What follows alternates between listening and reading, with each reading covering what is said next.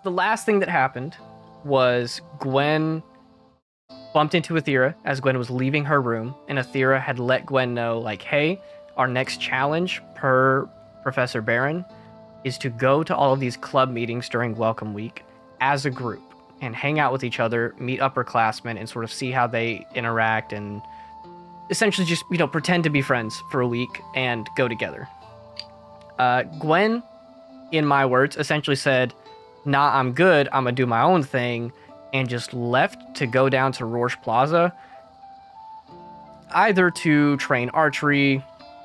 I think my intention was that she was going to go continue to practice tracking in the woods, go explore some new areas, get familiar with the land, and just sort of, because of that last mission with the Ankeg, where Gwen was almost like taken aback by the fact that she was so confident in her ability to navigate a forest, but then as soon as she moves to a completely new area, all of that just sort of, boiled and went back. Mm-hmm. So that was my intention, but regardless, we'll say that Gwen is currently walking down the pathway to Rorsch Plaza right now, outside of the Uralumis Central Campus. I'll let you take it from there. Tell us what she's thinking, where she's going, what she does, and then we'll go from there. Gwen's just thinking that she just wants to get back to her roots, what her mom taught her. And she also just kind of maybe wants to stop by Professor Rand's office and see if she's there. Yeah. So you walk down to Rorsch Plaza. It has that nice fence around it. You go through that main gate, walk across the plaza and that beautiful pink petal blossom tree. You knock on the door to Rand's office and you hear a voice call out from inside, "Just a minute." And then a couple seconds later, the door opens up and Professor Rand is standing there in like a little more casual clothes than normally when she teaches. She's not wearing like any ranger leathers or anything like that. So she opens up the door, sees you, and has a sort of look of, I guess, surprise on her face. And she tilts her head to the side and asks, "Hey, shouldn't you be in, like, going to the club meetings?" Yeah, I should, but I have a lot on my mind right now, actually. Gotcha. I mean... I was just wondering if you could, like, I don't know, maybe teach me more about the tracking in, like, this sort of region, because I'm kind of having a hard time. Or maybe give me tips or something. Yeah. Do you want me to, like, give you a crash course just on the area? Where are you from? Like, what are you used to? Because obviously you're not coming at this from someone with zero experience, but if this is all new to you, what are you used to? What do you know? Damn, let me scroll up in my notes real quick. I forgot the name. Mount Kinma. There we go. Aorsha? Is that how you say that? And Mount Kinma is how I imagine it's pronounced. Oh, Kinma? Okay. Kinma. I've been saying it wrong this whole time. I'm from Aorsha. Really? Yeah. She sort of pauses for a second, almost looking at you to come to a realization. Can you give me, I guess, I don't even know what to call it. Give me just a flat intelligence check. If you have any proficiencies with like history or insight or investigation even, I'll let you add that, but just give me an intelligence check. So I can just like roll investigation? Sure. Okay. Okay. 17. 17. Your brain gears start clicking a little bit. You look at Professor Ranth and you see her like darker brown and green clothing. You see her long brown hair, her elven ears point out, her like slightly more tan skin. It's got that like olive color to it. And you immediately realize, shit, she's from Aorsha. Oh, shit. Okay. So she like looks at you and she's like, "Really? You're from Aorsha?" Yeah, now that I'm kind of looking at you more, I kind of realize you might be from there too. Yeah, I mean, Wood Elven heritage kind of gives it away. Not that all Wood Elves are from Aorsha, but, Yeah, if I had known that going into this, I would have given you, like, a little bit of advice, because obviously Wisteria is completely different. You're used to, like, A jungle. A jungle, and a live one at that. Yeah, come on in. She takes you into her office. She pulls out some chairs next to her desk where she like clears off a little bit of space. She pulls open a book off of her bookshelf, sets it down. She just gives you a very quick, like, 15-minute summary of the nearby area specifically, and like Wisteria's difference from Eorzea. So whereas Eorzea, just to give you a little bit of knowledge, has like these massive, tall, jungle-like trees. The plants are almost alive and react to the nature around it. It's like hyper dense. The canopy of leaves almost block out sunlight in most parts of the forest. She lets you know that here it is much more, in over-the-table terms, a sort of like, I guess, American forest type stuff. Like, just if you went out into someone's backyard in the country, that's the kind of stuff you find here. So a lot of oak trees, maple trees, a lot of coniferous forest stuff. Whereas Eorzea is pretty much evergreen. This place is like, in the fall, orange and yellow. She also gives you a layout of animals in the area, which is, again, very different from Eorzea. You're used to griffins, owlbears, and a whole slew of monstrosities, whereas here it's like deer and bears and wolves. Cool. So she just kind of gives you like the general layout of things, and she says like you might be used to tracking based on these things that you'll notice in Eorzea, but here it's like completely different. It's the nature biome is way off. And with that, she sort of like closes the book, slides it across the table, and you see the title is just called like a study on Wisterian ecology, written by Professor Isomifi Baron. She slides it across to you and she says, "Hey, go ahead. You can give this a look. Typically, I would go over this with you in one of your later classes, but I feel like this will help catch you up." All right, that actually helps a lot. Thank you. Yeah, and if you want some help in, I guess, some of these other areas that you might be struggling in, she pauses for a moment and thinks, and looks sort of like towards her south-facing wall. You should go explore the other side of the forest a little bit too. Out near the lake. All right. It's really nice. It's a good place to think. I think I'll do just that. Thank you, Professor Runth. Of course. Well, hey. I'll write you a pass for this first day's club meeting.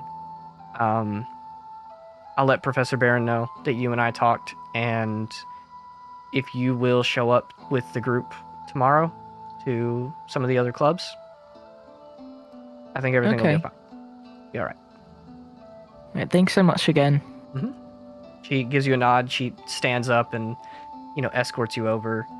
And as you open the door and start leaving out, she, holds the door open and she's like, "So, before you leave, where are you from in Eorzea?" Not that I probably would have met you, because Sylvis Altel is huge, but just out of curiosity. I don't see many Dragonborn Mount Kingma. Gotcha. Well, wow. Go out to the woods, clear your mind a little bit, and if you need any other help, just let me know. All right, I will do. She shuts the door, and you're left out in the sort of chilly air of Roche Plaza. Cool. I'll start heading to the other side of the forest, the place she told me. Yeah, so she sort of mentioned along this southbound path in Roche Plaza, that is the direction to Isoline Lake, which I don't think you've been to yet. You guys have been in that like northern area near campus, but you have not been really that far out yet. So if you're heading down that path, you could obviously either like walk the path straight to the lake or go through the woods. But I'll let you sort of describe how Gwen's doing. Any thoughts, any specific actions or things that she does on the way there? She's feeling more comfortable after the whole talk with Professor Ranth, and she's probably just trying to focus on taking more of her surroundings and noticing like the differences as she makes her way over to Isoline Lake. Yeah. As you're walking, you're sort of taking that advice that she just gave you, teaching you about the local plant and animal life.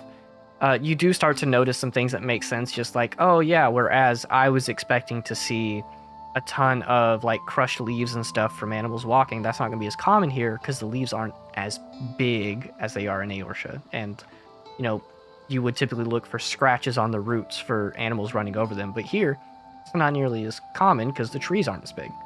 So all these things sort of start to add up.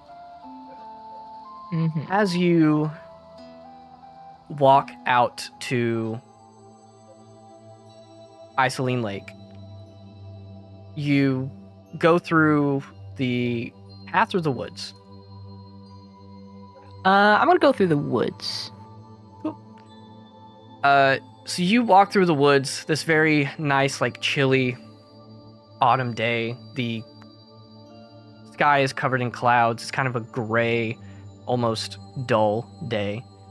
You're walking out in the woods, which are very quiet, very peaceful. This is in the later afternoon, so it's got that like chilly air to it. Everything's very calm, very still. I'll ask you, you said Gwen is a little bit more comfortable. Is Gwen still at all, like, I don't want to say anxious or upset, but I will say that in this time of going out into the woods to clear your mind, the main thing that seems to be bothering her, and another thing that would aid to that, would be the party tension that's happening, specifically with Aethera. How is that playing into Gwen's mind right now?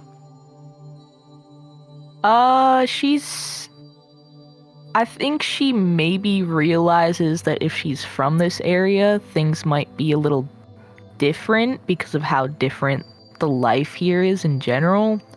But she still feels very uncomfortable by just like druids in general. And so she's still kind of anxious about that, but probably less so. Gotcha. As you're walking, going out through the woods, you walk for 5, maybe 10 minutes. You approach you can see like the lake in the distance. As you approach the edge of the tree clearing, going into the shore of the lake, you step on a branch and a couple birds flutter up and go through the leaves of some trees. As you approach the tree clearing, you start to notice like what looks to be a large humanoid figure sitting at the edge of the lake. And as you get closer, you can see their shoulders sort of like rise and fall very slowly. And then you get to the edge of this clearing. You just see their back right now. You see golden scales on this dragonborn's head. You see like very light robes covering what looks to be, dragonborns can be like large and strong. This person is very clearly like, I don't want to say ripped, but kind of ripped. Very large, very athletic. These like light gray colored robes are over these golden scales. You hear the voice call out, "Could you be any more tense?" Why are you asking? Sorry? I'm trying to meditate here, and I can literally feel your, like, stress from 80 feet away. Oh, I'm sorry. I didn't know that was like a thing that could happen. You hear him let out like I don't want to say an exasperated sigh. It doesn't sound like he's super annoyed, but he just, no, it's fine. And he relaxes a little bit, his shoulders let down. And he turns his face a little bit, and you see part of the side of his face, and he calls out, "Come sit. Hopefully both of us can relax a little bit." Okay. And she walks over and sits next to him. Cool. You walk up, and you sit next to him, and you see this very, again, tall, athletic, muscular. He's wearing like some light gray colored robes, despite the chilly air, because dragonborns probably aren't going to feel the cold air as bad. You see him like looking out across the lake with a very still expression on him. You sit down beside him, and he looks sort of over at you, shoots you a glance, and he just says, "What's got you so distracted, so stressed, tense?" Uh, Probably just the other students at the school I'm going to. Oh, do you mean Uralumis? Yeah, The or school Loomis. I we're don't know what going other to. school they would be in the area, but you know. Yeah, unless you just decided to build one out here for the birds. No. That would have been a better joke for fish. Missed opportunity. He breathes in really hard again. His chest and shoulders rise, and he lets it out very slowly, and he says, "You know, you walk, like, very loudly." Do I? A little bit. Maybe I was just very in tune with the moment, but it was very obvious that you were coming up. I don't know if you were trying to be stealthy, but Not really. I hope I was not. probably gonna say hi anyways. Oh, I well. didn't know you were meditating though. No, it's fine. This is just where I come to sort of chill, hang out. Who exactly are you anyways? My name's Rolaris. I was gonna ask you the same question. I'm Gwen. Nice to meet you, Gwen. Nice to meet you too. So are you a first year? I don't recognize your face. Yeah, I am. Gotcha. That's gotta be fun, right? Yeah, it's fun to an extent. Class is But treating just- you alright? No. I know homework for first years can sometimes be a lot. It's been going fine, I think. Cool. And he looks back out over the lake, sort of watching the very still water, the very few like ripples that go through it. You see his eyes sort of like track and watch them. So, how long have you been going to Uralumis?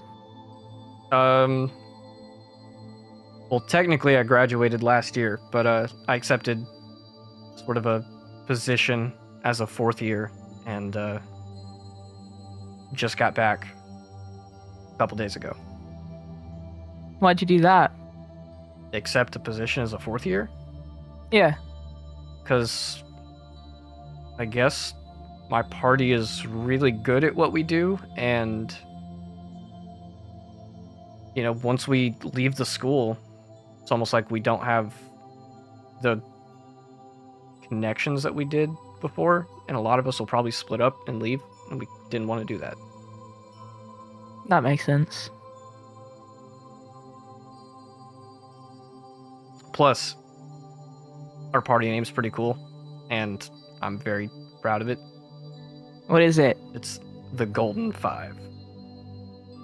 Are you all gold? No, that would have been very nice, but we took the name on because we were like the A+ students. We never failed a mission, and it was great. That makes more sense. Yeah. So I mean, like it's almost like a you peaked in college situation, except we're probably still gonna go out and do great things, but we just didn't want to split the group up, so we stayed for a fourth year. Okay. What about you? Gwen just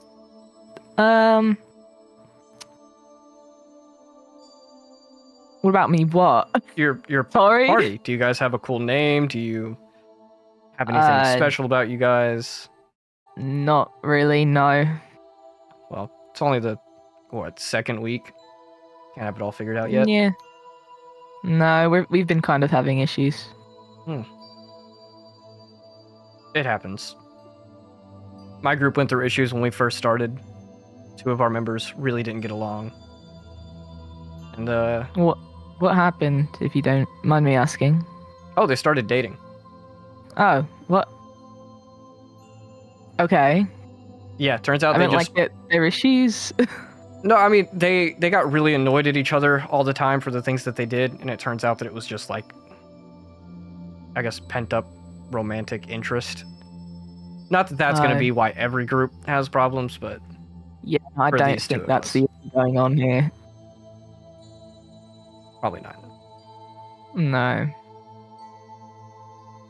So, you don't have to tell me everything, but as a fourth year, I guess I have a little bit of wisdom. What's the pressing matter that's got you walking on eggshells? kind of just pauses for a second, wondering if she should say anything. But then she just says, "Druids are my issue." I'm not going to disagree, because the druid in my group is a lot to handle, but you are free to elaborate. I've just always had bad experiences with them. And one of my party members is one, and I don't know.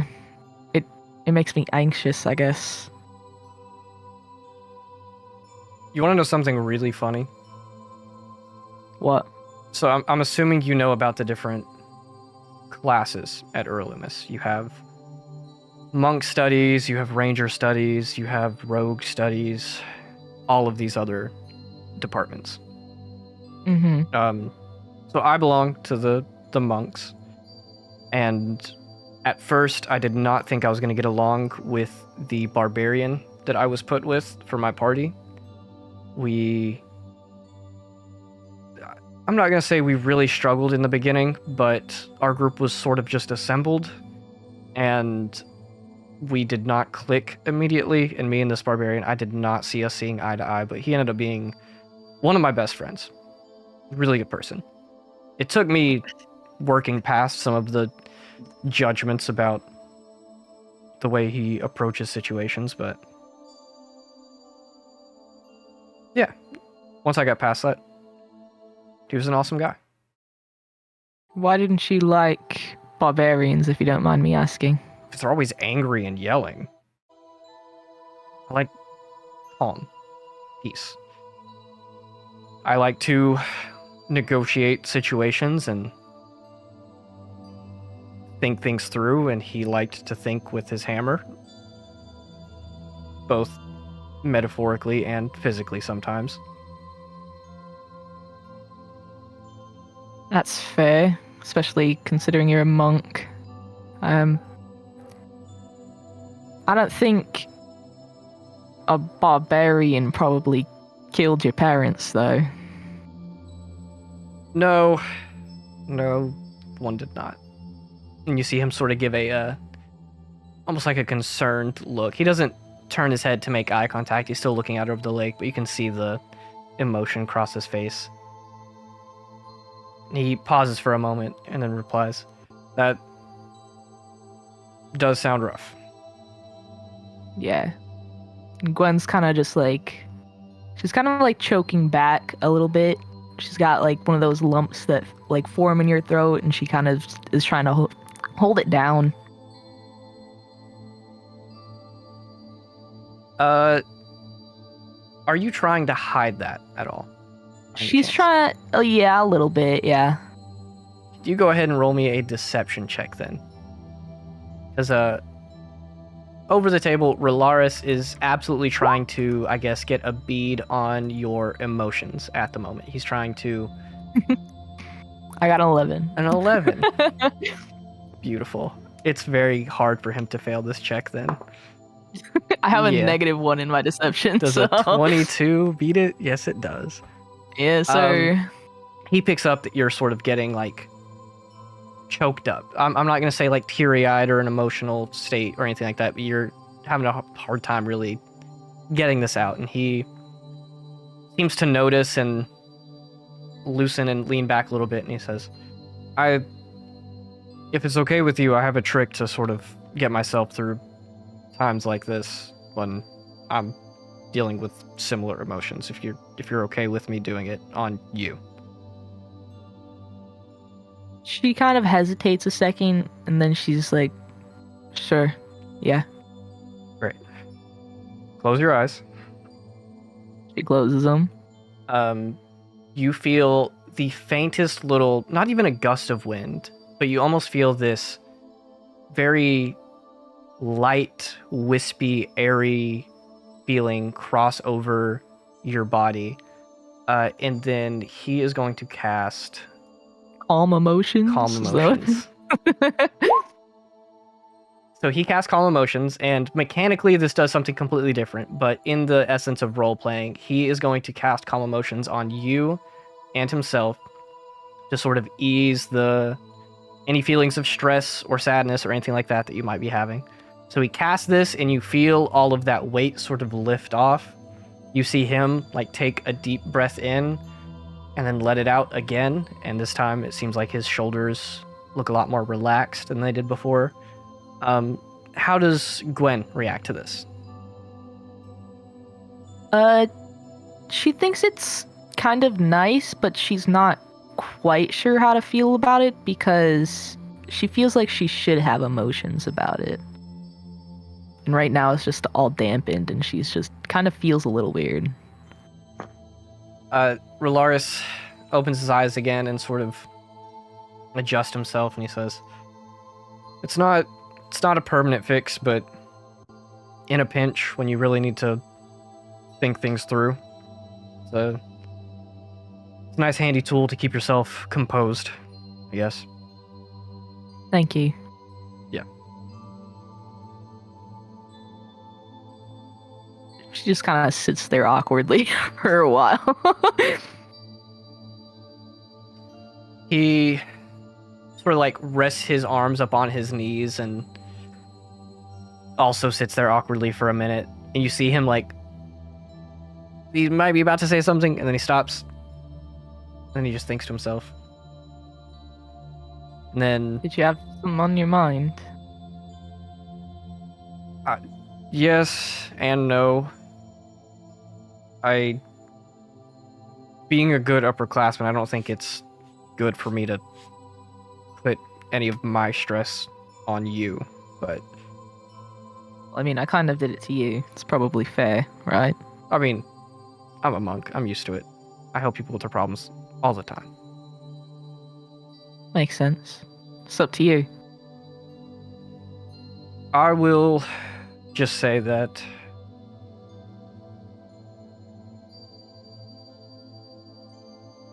your situation should not be taken lightly. I do think that it is a heavy thing to deal with, but it almost reminds me of an easier time when my biggest concerns were disagreeing with some of my party members and having to come to terms with working with them. You're gonna look back on that and realize that maybe you were young and dumb, like I was, but you'll learn to appreciate them. Thanks. She just kind of like kicks her feet for a second and then just kind of like stands up. Well, it was nice meeting you. Probably. Yeah. He looks back up at you and,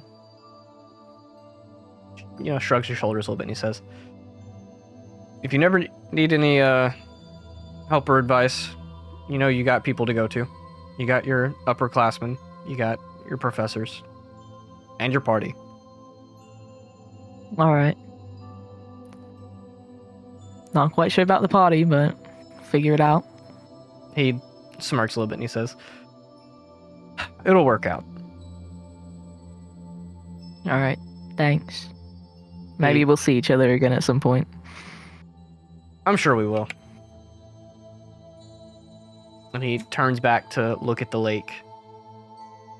And you see his breathing a little bit less, I guess, aggressive now. He's not breathing as deeply and as heavily. But he looks back over the lake and sits there continuing to sort of meditate, think to himself. Have fun meditating. She just kind of starts. Continue. He holds a thumbs up and he says, I will do my best. Alright. Try not to stomp as much either. Appreciate it. She just kind of heads back off into the woods. As you head back off, you probably steal a glance looking back, and you see him adjusting himself to sit in that sort of crisscross position, sitting up straight, looking out over the lake as he's left to meditate and do his own thing. The next day comes in. It is Tuesday for all intents and purposes, even though I do have mystical fantasy names for all the days, but that's too much work. You guys go throughout your classes. There are a couple of things that'll happen in the later afternoon that we can go ahead and talk about and establish. For one, I know Rosarius has been spending a lot of time doing two specific things. One, training with Beatrice, and two, the armor stuff for Taz. So, I'm going to say that early in the afternoon, between classes and when the club activities are, you go out to the, west wing of the school and go to train with Beatrice. You guys meet up there pretty much every day after class, which is also training to go do more training. You go there. I'm going to say that you also intended to take Taz his armor piece back. So you show up to the West Wing, and luckily enough for you, both of these characters are there. So I'll let you decide who you go talk to first and what this looks like. Well, it'd be awkward to try to train with Beatrice holding on to a random piece of extra armor, so I'll probably go talk to Taz first. Fair enough. Sure. Taz is sitting over there looking like he's prepping to also train with one of his upperclassmen friends. So you approach him, and he sees you coming. This tall purple tiefling with dark hair sort of pulled back into like a half bun. He sees you coming up holding his armor, and he's just like, "Oh, yeah, hey, you're the, that first year, Rosarius, isn't it?" Yes, you don't like me calling you sir. Yes, I'm Rosarius. Cool. How's that armor piece coming along? Well, looks like you're about to train. You can't do it without this, and I'll hand it to him. All shine, polished, and right chemicals put on it. You hand it to him. He takes it, and you see him like put it on his wrist and tighten the straps, and then he looks at it versus his armor and sees that it is in better condition. It's shinier. It looks nicer. It's a little, buff, so some of the scratches are out. He looks at the rest of his armor and he says, "Before you leave, come talk to me again, because this could use some work." Oh, for sure. Yeah. Cool. He claps you on the shoulder and he says, "Not bad, not bad." Thank you. I take pride in my work. With that, he heads off. You hear the third year behind him asking about you, and he just points back to you and points at his armor as you walk off to go talk to Beatrice, who is sitting there like stretching, like pulling her arms behind her back, stretching her legs, jogging in place a little bit. So you approach and she just says, "All right, you ready to get your ass kicked again?" Again, let's go. Fantastic. She reaches down and grabs the training greatsword that she's working with. She pulls down her armor a little bit and tightens it, that like chainmail pieces that she has on. And you guys go into a quick little bout. I'm going to have you go ahead and roll an attack roll and see how you do.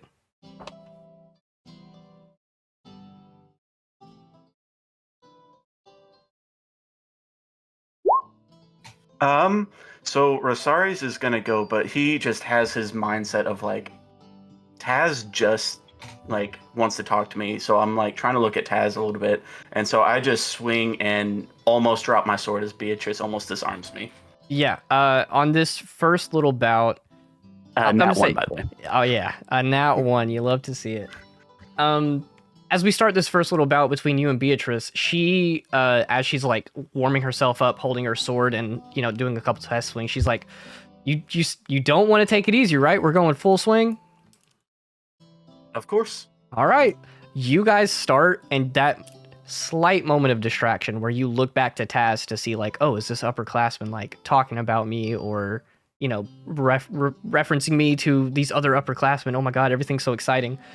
You go to take a swing at Beatrice, and your attention switches for just a moment. And in that, you feel her sword like hit your arm and knock your sword out of your hand, as she then hits you with the pommel of her greatsword in the face and then kicks you in the chest and pushes you to the ground. And you fall just on your ass. Yeah. Rosarius is just gonna wipe sort of the blood off of his face, heal himself, and as he's picking himself up, grabbing his sword, he's just gonna tell Beatrice, again. Let's go. Yep. And just You get say back to business. again. Beatrice reaches her hand down and pulls you up off the ground and helps you up, and then you guys continue sparring for the rest of the day. After that, did anyone else have anything that they were specifically looking at? I don't quite remember everyone's plans. Marcel's still just saying betrayal. Marcel's still in his room just screaming. Love it. Fantastic. I'm just writing poetry right now. Nothing special. I'm trying to make a poetry name for myself. Can you repeat that really quickly? Because I accidentally just muted you. Oh my You're doing God. all a favor. Shut up. I'm writing poetry, and I think I've got a cool roguish poetry name. Oh yeah, there was a note on Marcel's bed, by the way. Might have forgot about that. Oh yeah, go ahead and tell us what it was. Does Marcel read the note if it was on there? Or No, he's just saying betrayal. What part of that did I understand? He's just standing on his bed yelling betrayal, and everyone's like trying to shut him up, but they couldn't figure out what's wrong with him. The note's just in between his feet and just he's not reading it whatsoever. It was Like, put on even his like a- desk. He has not used Is it his like a- desk since he got here. And you set it on his desk, and it's like completely clean, and he just didn't even notice. Yeah, it's like, wait, there's a desk? Oh, the bookshelf. You'll see it in like 3 sessions. Sure. Yeah, three Yeah, sessions later. I worked on a special name for him, but you'll All right. figure it out later. I like it. If you guys think of any more things that your characters do just in these downtimes, jump in. Let me know. We can always do those. The day goes by. I don't need to tell you guys all about the classes. We've sort of gone over that. You're going and talking to your professors. A lot of them are very interesting, very talented, very intelligent, or very strong, depending on what program you're in. So continuing on to the early afternoon, you guys sort of all around dinner time are going around campus, and you plan to meet up for this next club meeting, which I don't know if any of you guys have really looked into these to see what clubs are happening when, but I will say that you guys all sort of show up to dinner to eat together before you head out there. Joining you guys are going to be 3 NPCs, Kata, Beatrice, and Barry, who were all sort of brought in between Athera and Rosaris. So, you guys all sit down together at a table, slowly filing in one by one, and to kick off the conversation, Kata looks over at Kieran and she just says, "So, how's the party stuff going?" Oh, you know, we're just getting along splendidly, learning the quirks, trying to find what makes us a team. How about yours? She looks over at Beatrice and just kind of shrugs and she says, "I mean, we're kind of killing our challenges. The first one was a struggle, but the second one that's coming up, gonna be easy. Piece of cake." Still gonna break ourselves in, but I bet you we'll give you a run for your money eventually. It'd be nice to have a good duel between our 2 groups one day, just for the fun of it. Beatrice, like, as she's drinking, like, snorts a little bit and she just says, "Based on our sparring yesterday, that would be a really short duel." You get lucky once, Beatrice. You won't get lucky again. You'll have to watch your ass though, Beatrice, because when you're distracted by him, I'm right behind you with a dagger. She just squints her eyes at you and then does a little, like, pointing her fingers at her eyes, pointing them at yours. She says, "Okay." Anyways, Beatrice looks around. You guys all vaguely know Beatrice because of her connection to Kata and Rosaris, but she looks around, like, not having been properly introduced to a lot of you, and she looks at specifically, like, Gwen and Marcel and Leo, and she says, "So what do you guys do?" Marcel stands up on a table and just yells out betrayal one last time. It's like, okay, there we go. 400 betrayals. I'm good. What did I do? I used a sword. Okay. Cool. I shape things. Nice. And, green guy? I like Green to, guy looks at Leah. Heal. Pray. Okay, sword, shoot things, and heal. Very, She looks over at Kata, and they both share like a, I don't know. Interesting. Great. That's awesome. Anyways, Beatrice finishes up her food, which she scarfed down really fast. She says, I'm gonna go to this club thing today. I will see you guys out there. Kata, Barry, if you guys are ready, let's go. And then they all sort of stand up and prepare to leave. Kata waves to you all. She's like, bye guys, see you later, Athera. Rosaries, don't do anything stupid while I'm not watching you. And they Oh, same to you. and Bye. they toddle off and go away. It looks Rosarius. Wait, did you really just lose? Like, badly? Is that true? We should get going. Okay, how badly did she beat you? He's gonna keep pestering Rosarius as we're walking towards the club. It was bad. Okay, I don't normally lose that bad. It was bad. It was pretty bad. However, she's pretty strong. So Oh, if I had to lose to someone, it wouldn't be bad to lose to her. what's her like fighting style? I mean, you saw her great weapon, two-handed weapon, sword. Oh, Well, that's easy to deal with. Just wait till she swings and strike when she's low. Yeah, A little bit of sand and doesn't then hurt. she kicks it, and then she kicks you in the face. Kind of hurt. A little bit of sand doesn't hurt. Hard to hold sand when you have a shield and a sword. So use your foot. How do you hold? okay. So you're sand saying we should anyway? just grab a bunch of sand and pour it on the floor, so when a fight happens, we got sand prepared. Called pocket sand. Oh, pocket sand. Yeah, I don't that have could work. That pockets. can I work. have chainmail. I had to. Your Bag of chainmail holding doesn't have- sands. 500 pounds of sand. Just I'm going to give you pockets, Rosaries. The fact you don't have pockets, look how many trinkets I can hold in my pockets. And you don't have any. I just need the sword and the shield. Also, Gwen, I'm glad you're with us this time. Yeah.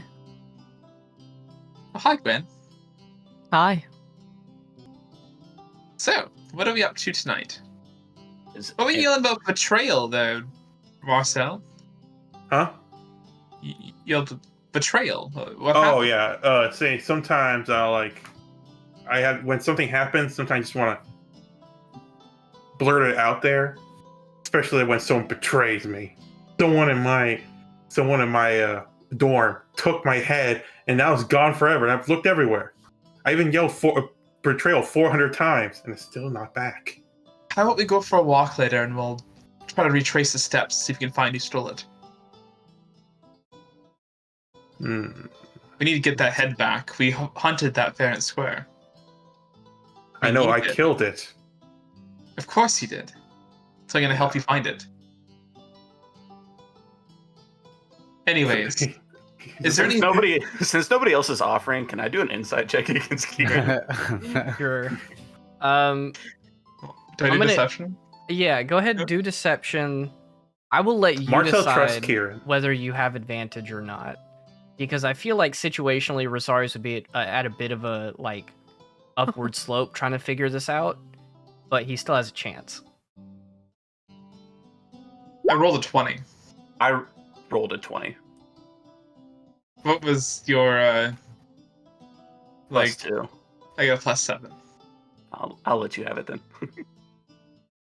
I'm really good at lying. So I think because you guys matched, it'd be fair to say that Rosarius, you like have an inkling of a clue, but you don't know for sure. Yeah. You're like, I think in general I don't trust you as a rogue, so I think you had something to do with it. But it's like one of those, I don't have proof, so I'm not gonna say anything or do anything to you. But it's like, I believe you did it, but I can't prove it, so I'm not doing anything about it. Didn't do anything. I'm helping my teammate Marcel get what his rightful kill was. I had nothing to do with killing that thing.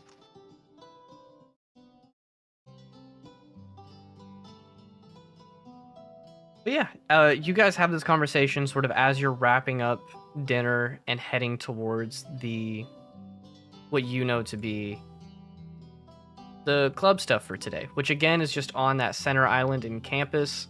right outside of the cafeteria. So you guys, loop around Nura House. As you're going across the bridge, the weather is a little bit sunnier today. There's still a lot of clouds. Looks like it like might rain or storm later, but for now it's okay. It's got a little bit of a chill in the air. It's still in the fall, obviously. As you guys approach, though, you hear the loud sounds of music being played. People are talking, laughing, very festive, very loud. The best way to describe it would be kind of a party, basically.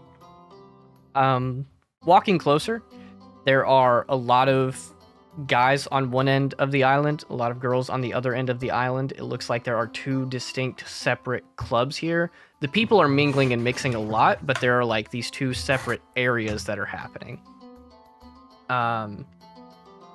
Walking closer, you guys would see that on the left half of the island, from the direction that you're approaching from the top, there are a lot of people drinking off to the left side of the island, where a lot of the guys are. There seems to be people like playing music and then doing karaoke, essentially. And then over on the left side of the island, or right side of the island from your perspective, there's a lot of girls like standing in a circle. There's a couple of different like cliques, I guess, that are talking. One of them seems to be like sitting on the ground, talking to each other, doing an activity on the ground. And you guys can decide which side you're going to go to and who you want to interact with, if any at all. Marcel sees karaoke. He goes towards karaoke. Absolutely.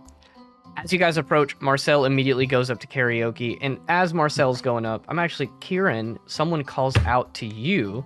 You hear a semi-familiar voice yell out, "Hey, Jacob!" And you turn and you see Drake from the, I believe, library. Oh. Calling over to you. I'll pull his picture up. This guy. This guy. So Drake, Oh, no. this upperclassman, calls out to you, Jacob, and he says, "Hey, Jacob, come over here." He's got a drink in his hand. He's standing beside a couple of people. So he calls you over, and he says, "Hey, that the stuff that you gave me, you got any more?" Not on me, but I can go grab some real quick. Oh, I don't need it now, but I was just seeing if I could be somewhat of a regular of yours. Definitely. Got some extra deals for you too, then. Absolutely. And I got a lot of connections with this whole group thing, so I think we could definitely work something out. Wonderful. Great. Let me hear it. Sort of like sets his hand on your shoulder a little bit, and he says, "Well, hey, grab a drink, go talk to some people, see if you can't meet anybody, and then if anyone stands out to you, just come ask me." Will do. I go eye the drinks and put on my charming little mask of mine. Fantastic. So you sort of lightly wander off from the group and go, have a drink and maybe start to socialize. Marcel, you're going straight to karaoke, though. Is that right? Oh, you know it. You know it. Go ahead. The next person's just finishing up. You describe this to me and just give me a performance check. I'm going to leave this completely up to you. All right. Okay, so Marcel walks in, sees a guy finishing up his song. He says, "Okay, move it over, man. Let me show you how it's done. Don't stop believing it." Starts. And I'm going to do a performance check. Which, okay. 21. That's Ooh. pretty good. You go up there and you sing your little heart out. And no one is saying that Marcel is a good singer. But a 21 says that if nothing else, he puts on a pretty good show. So people are entertained. Everyone's like sort of enjoying it. You sing this bard classic, continue to believe, we'll call it. After you finish up this song, belting your heart out, getting out that frustration from the betrayal, someone actually walks up to you. This upperclassman who was like, towards the front of this group walks up to you. Okay, this next song is gonna be called Wonderwall. Don't worry about it. Oh, and then he like looks at the person. Hey, what up, Yeah, man? he's Want like an autograph? looking at you, and he's like, "Hey, no, man, I just, we're sort of cycling through. You're free to get back in line, but, Okay. hey, that was really impressive up there. You did really good. Are you like here's a the trick. bard or something?" No. See, here's the trick. I know I'm not the best singer, but I can pretend I'm a good singer, and that's the most important part. It's about charisma, man. You have to really go deep inside you and just let it all out. Even though some people say, "Wow, you suck at singing," you just like still keep being yourself and be a front man to your own destiny. Remember that.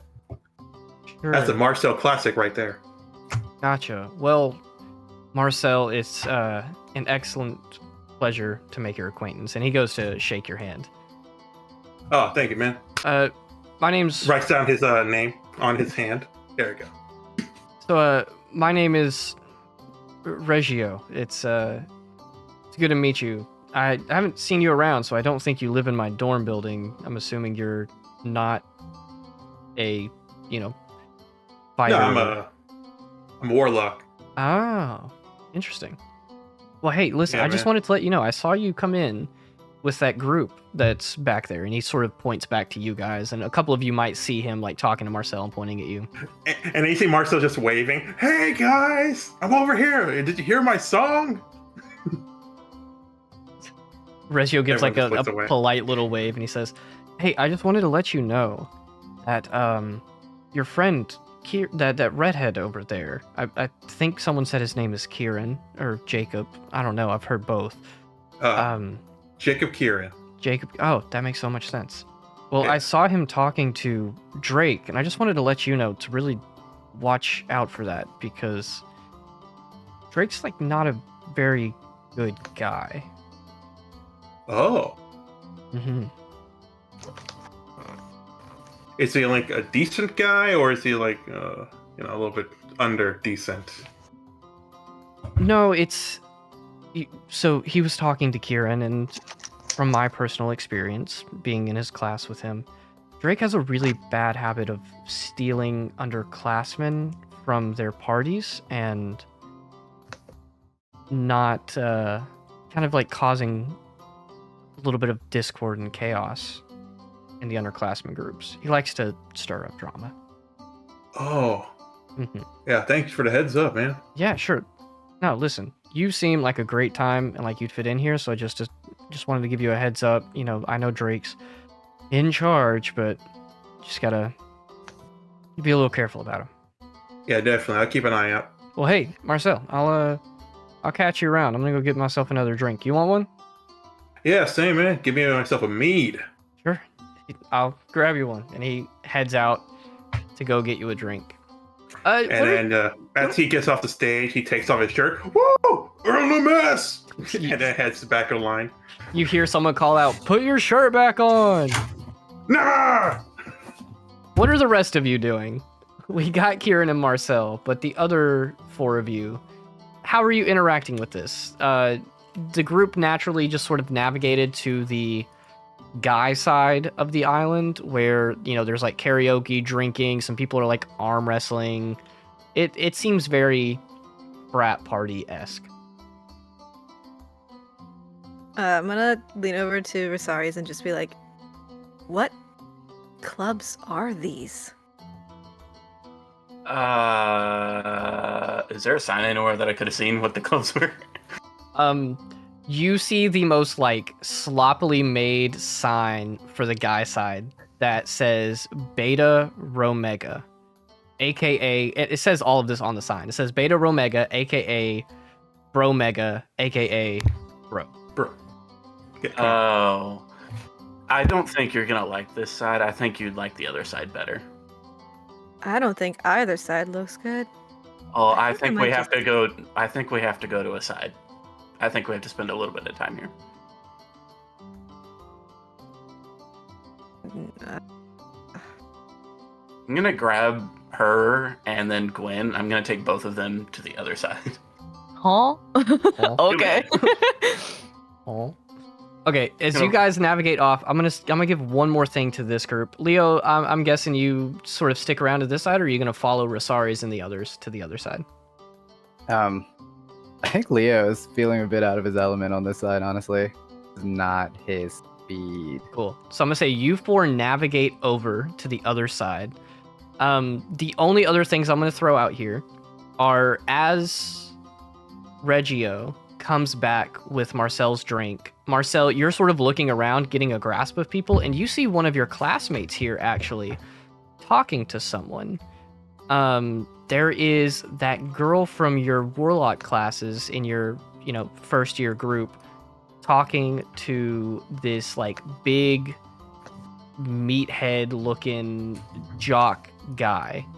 Your best, Omni-Man. Yeah, your best assumption is that he is like a barbarian because he is just big and meaty, and that's it. That's his whole personality. I don't know how to describe it to you. Big and meaty. Yeah. Love it already. So you see that. I'll let you make an insight check if you want to sort of like peep what's happening out of that conversation. Okay, You let me know. The other I'll thing do that insight. happens is Rosari's, as you're going to leave, you see that one of the other reasons that you probably don't want to be here is that Pietro, your roommate, and that guy Larik that he just beefs with are both on this side, and you see them like arguing to each other, and then you see Drake walk over and sort of start to join in the conversation, and looks like he's resolving things.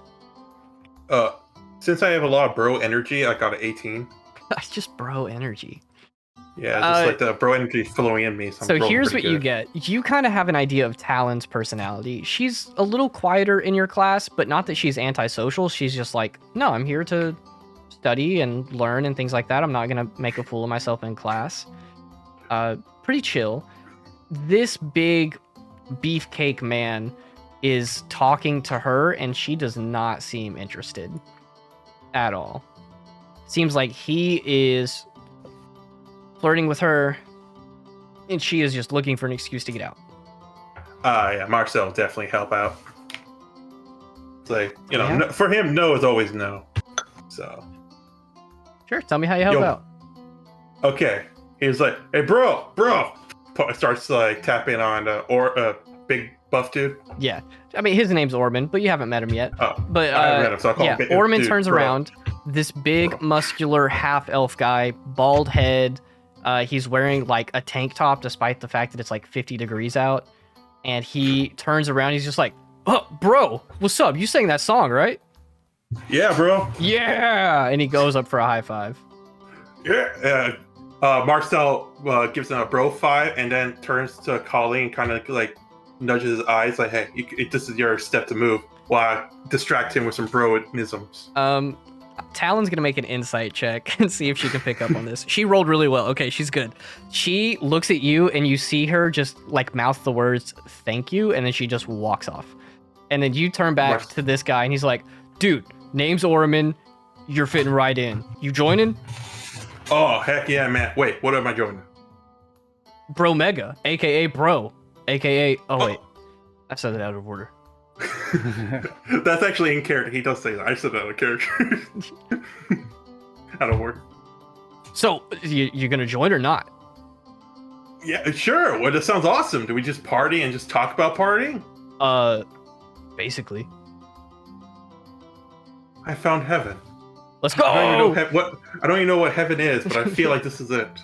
At that point, Reggio comes up and starts talking to you guys. You find out that Reggio and Oraman are actually friends. Reggio's a third year, Oraman's a second year. We'll leave you to your devices there. And Kieran, if you would like to do anything else there, you absolutely can. But let's get started on this other side. The four of you, Athera, Rosaris, Gwen, and Leo, sort of walk your way over to the other side of the island where things are going a little more calmly. There is not as loud of like the music and singing and stuff. It's mostly just coming from the guy side. There are people with drinks over here, but you see two main groups on this side. As you guys walk up, There is a girl who's sort of at the front of this who you guys bump into first. She is this purple dragonborn. She looks super pretty and super preppy. Very expensive clothes, very nice jewelry and decorations and things like that. As you guys approach, she immediately like glances at all four of you and then points over to the group that are sitting in the grass, sort of on the other part of their section of the island. On the other section of the island, where she has directed you guys to go and then turns back to her group, you see a couple of people. There is a half-orc girl.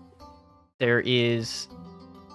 who all do I have over here? I might be in the wrong group. Give me 5 seconds to figure this out. Okay. At this point, there are, I think, 4 people. I'm going to pull up all of their pictures really quick. So there's the half-orc girl. Some of you, I think Athera, you might have heard that her name is Hildegard because she's a druid, an upperclassman.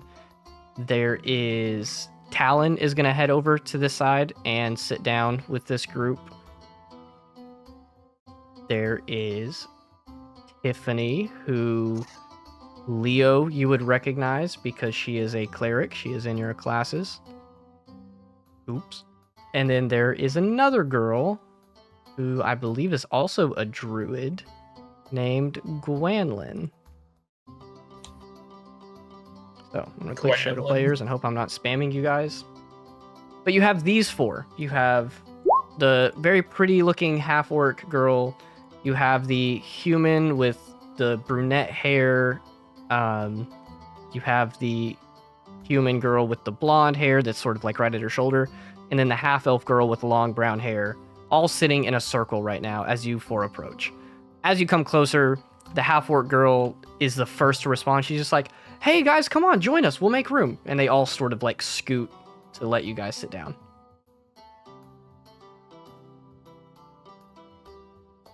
I'm gonna see if Gwen sits first. I'm gonna move near Hildegard and sit down. Sure. Gwen, you go to sit near Hildegard. Any other preferences within the group? Sit down, but I'm gonna sit at the opposite end of the group. I'll go sit next to Gwen. I'll go sit next to Athera. Cool. So you guys split in this group. And immediately... We're so healthy! Hildegard looks around at you guys and she just says, I'm so glad you guys could join us. Right now, we're just sort of hanging out, talking, seeing if you guys would want to be a part of the group, which you guys are free to hang out, but I'm sorry to 2 of you, but you wouldn't really be a member officially. I'm just here because I don't like the other side. Perfect. No, that's totally fine. I get that. Whoa! Bro! The other side. Well, if you guys would like, as of right now, I was sitting here talking to, I guess introductions are in order, right? Let's all get to know each other. I'm Hildegard. I'm a 2nd-year druid. I really like plants and animals and things like that. I just like nature. It kind of comes with the territory. And then she sort of points over to her left side where Gwen is sitting. I'm Gwen. I like shooting. I guess I like animals too. I like food. Yeah. And then to beside Gwen is Leo. So Hildegard sort of leans forwards and looks at you and she says, and my other half-orc down there. Oh, hello. I'm Leo Grin. I am a cleric here from Stonewall. Just kind of read and study most of my time here. Interesting. She points over down and people just continue on. Talon goes next and she says, hey, I'm a 1st-year warlock. The most interesting thing about me is that I have a pet dragon thing named Lemmy. I'll gladly introduce you guys to him, but he's not super social, so I didn't bring him here. He's about this big, and she roughly gestures to the size of like a cat. And she says, he loves treats, and I like to, I guess, read a lot. And then the next person up is Tiffany. She says, hey everybody, I'm a first-year cleric. I also really like to read and study. I'm big into academics, and I also like nature and those things, I guess. But I guess I'm just looking for a way to meet people on campus. She continues on, and then it would be the other two of our party members there. Probably Athera first. Hi, I'm Athera. I'm a first-year druid. What is this group, by the way? Hildegard looks at you and she just goes, oh, well, our official name is Girly Pops, even though I don't hate it. It feels weird. But this is it's a social club. So us and BROmega, aka BROmega, aka Bro, we are the main social groups on campus where anyone can join, and it's just a way to sort of like get to know more people, like your upperclassmen that aren't in your field of study. A club just to be social? Yes. Oh. So yesterday was the Order Arcana, all of the magic people. Some people don't fit into that, but they still want to get to know people. That's where we come in. She says, she just sits there awkwardly. So, anyways, I'm Rosaris. I'm a first-year paladin. I also like to study and read and things like that. The girl beside you, between you and Hildegard, pipes up, Gwenlyn. I mean, I say pipes up. She's pretty quiet. She just says, my name's Gwenlyn. I'm a first-year druid. Hey, Athera. And I also am... I'm from the Althus tribe in Listeria. I'm here to sort of, I guess, garner information and bring it back home. So, that's my thing. After that, Hildegard just goes, great. Well, let's keep doing what we were doing. Boys, do you happen to know how to braid hair? Oh. No. If Yeah, not, it does. it's fine. Not everyone's a hair person. But I was just going to show everybody a cool trick. And you watch as Hildegard, just moves her hand over a spot on the grass, and a little white daisy pops up, and she takes it out on the stem. And she says, you could braid it into hair, but also with Druidcraft, you can sort of, get it to stitch into, clothes and armor and stuff. So I was just going to show you guys how to do that because I really like flowers, and I figured that would be a cool thing to do if you guys want to. You can also request specific colors. Athera's gonna reach out her hand to the ground and try to subtly do the same thing. Athera knows Druidcraft, right? Yeah. Yeah. So you go ahead and do that, and then Gwenlyn sort of does the same, and you guys spawn these little flowers. What does yours look like? I'll let you tell us. Oh gosh. I think I'm trying to do exactly what Hildegard did, so it'll look the same, except hers was white, right? Mm-hmm. Mine's gonna come out like a dusty pink instead, and I'm just gonna look slightly irritated that it's not white.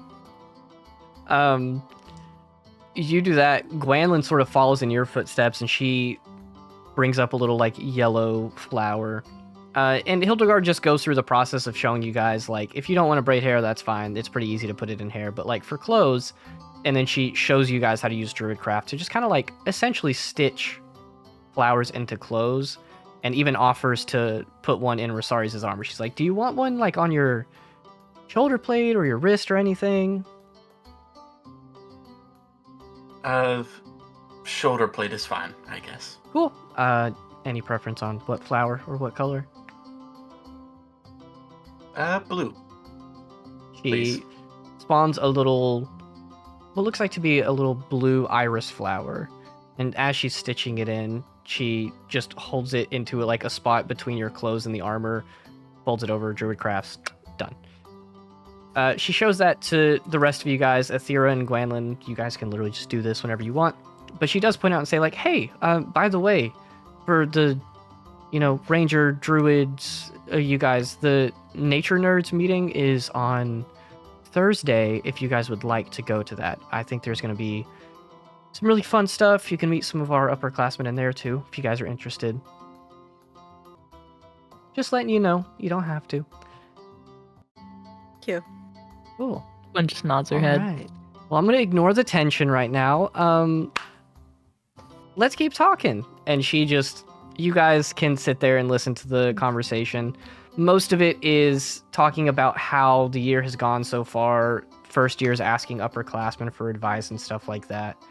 I will say, over the course of the small time that you guys spend here, you're going to notice that Hildegard is here talking to most of the first years. Doesn't look like there's any first years in that other group that immediately pushed you guys away. Hildegard does point out that purple dragonborn girl, Breva, she is technically the leader of this club. She's a third year, but Hildegard says it in a very nice and positive way, that she's like, oh, she just doesn't talk to first years very often. She's very busy, but you guys would get the vibe that Breva's kind of not fun. That's about it.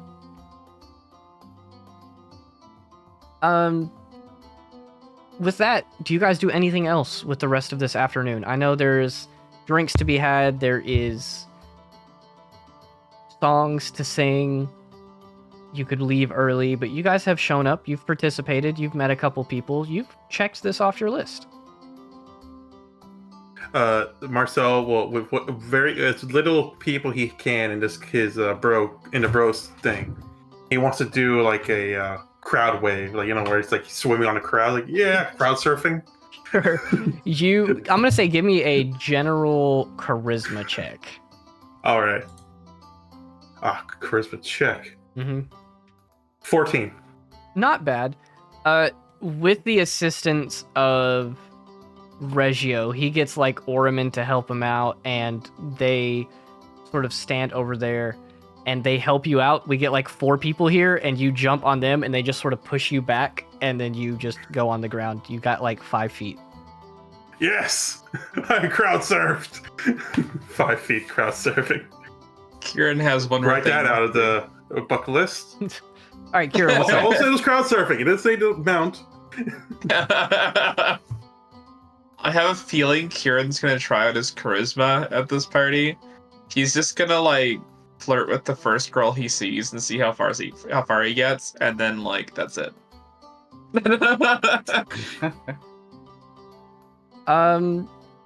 Sure. You don't have to act it out, but general check to see how it works. I'll let you decide Check for who first, because I've listed out multiple people here. Oh crap! There was Alan, Tiffany, Gwenlyn, and Hildegard. You pick someone first, and then give me the check. Let's go with the half-orc chick. A charisma roll. Charisma. Is it persuasion or just charisma? I'll say persuasion. I'll give you Do that. it. Oh, I crit! No. A good or a bad way? A crit! A natural 20.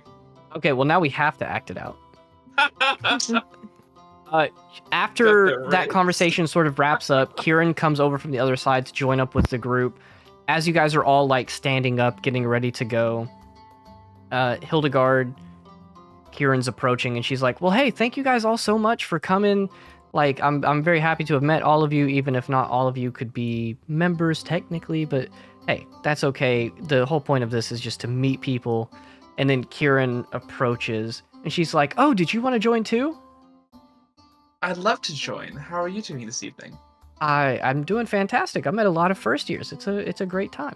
And at this point, the other girls sort of start heading off. Gwenlyn waves to Athera, and she's like, I'll see you in class. But she looks back to you, and she's just like, it was a great time. Do you want to learn how to do you want a flower in your armor or clothes or anything? I Put one in your hair. I would love one in my hair. Kind of gesture my giant red fro at her. He summons a little white daisy again, brings it up, and then she like she's like, okay, do you want it like in a braid or just want it, put into your hair and sort of tied in? Why don't you get all creative with it? I'd love to see what you can do with me. Okay. She goes right above your ear, and you feel her like tie a little tiny knot around the flower, and it sort of peeks up just on the side of your head. And then you feel like she stitches that in a little bit, and then her hand lingers just a little bit. And then she pulls away and she says, so what's your name? Are you friends with, these fine fellows here? Oh, this is my lovely party here. They're all a good group. My name's Kieran. I'm one of the rogue students, but I'm very much into the more speech-orientated classes for sure. I can tell. You seem very confident with your words. Well, you guys seem like a pretty interesting party all here. The five of you? Is it just the five, or is there 6, 7? There's 6 of us. The last guy is off doing bro stuff. Oh. Bro! Interesting. You hear Marcel just like, crowd surfing in the background. He'll find his way back eventually. He'll probably be in 1 or 2 pieces. I'm the more sensible one of the group. But I like to have fun eventually too. Depends on the person though. Yeah, sure, for sure. Well, hey, it was so good to meet all of you. I definitely hope that I'll catch you guys again. If you want to swing by the nature group meeting on Thursday, I will be there, so feel free to swing by. Any other questions you guys have for an upperclassman? I guess I'm only a second year, but a year of experience is quite a bit. Well, I'll definitely be seeing you around at that event then. I have a question. Hey, Gwen, yes. So I don't know about you, but I don't have hair. So could you show me how to put something in maybe like my head spikes or something? Sure. I mean, we could always try to like just get one to sit between some scales. That could try to work. Yeah. Sure. Or your ear. Or horns. Or We'll figure nostril. something out. Come here. Let's try this. She gets another All right. flower. I'm just going to roll for this. Good enough. I'm going to say that she does find a spot like in your scales where she can sort of like pinch the flower between them, and it sits up on like the side of your head, sort of like she did with Kieran. She gets it in there. It's a tiny bit uncomfortable to start, but once she gets it in, like you don't even feel it. And she's like, that looks great. It's so pretty. Thank you. I really appreciate it. Of course, I like it. Also, Kieran, I find it kind of funny that she said we're a lovely party when the last time I heard from you said we sucked and ran off. So Ooh. just thought I'd put that Well, out there. We all have our moments. I mean, you guys did learn a bunch from what I taught you, so I'm hoping it works out better in the end.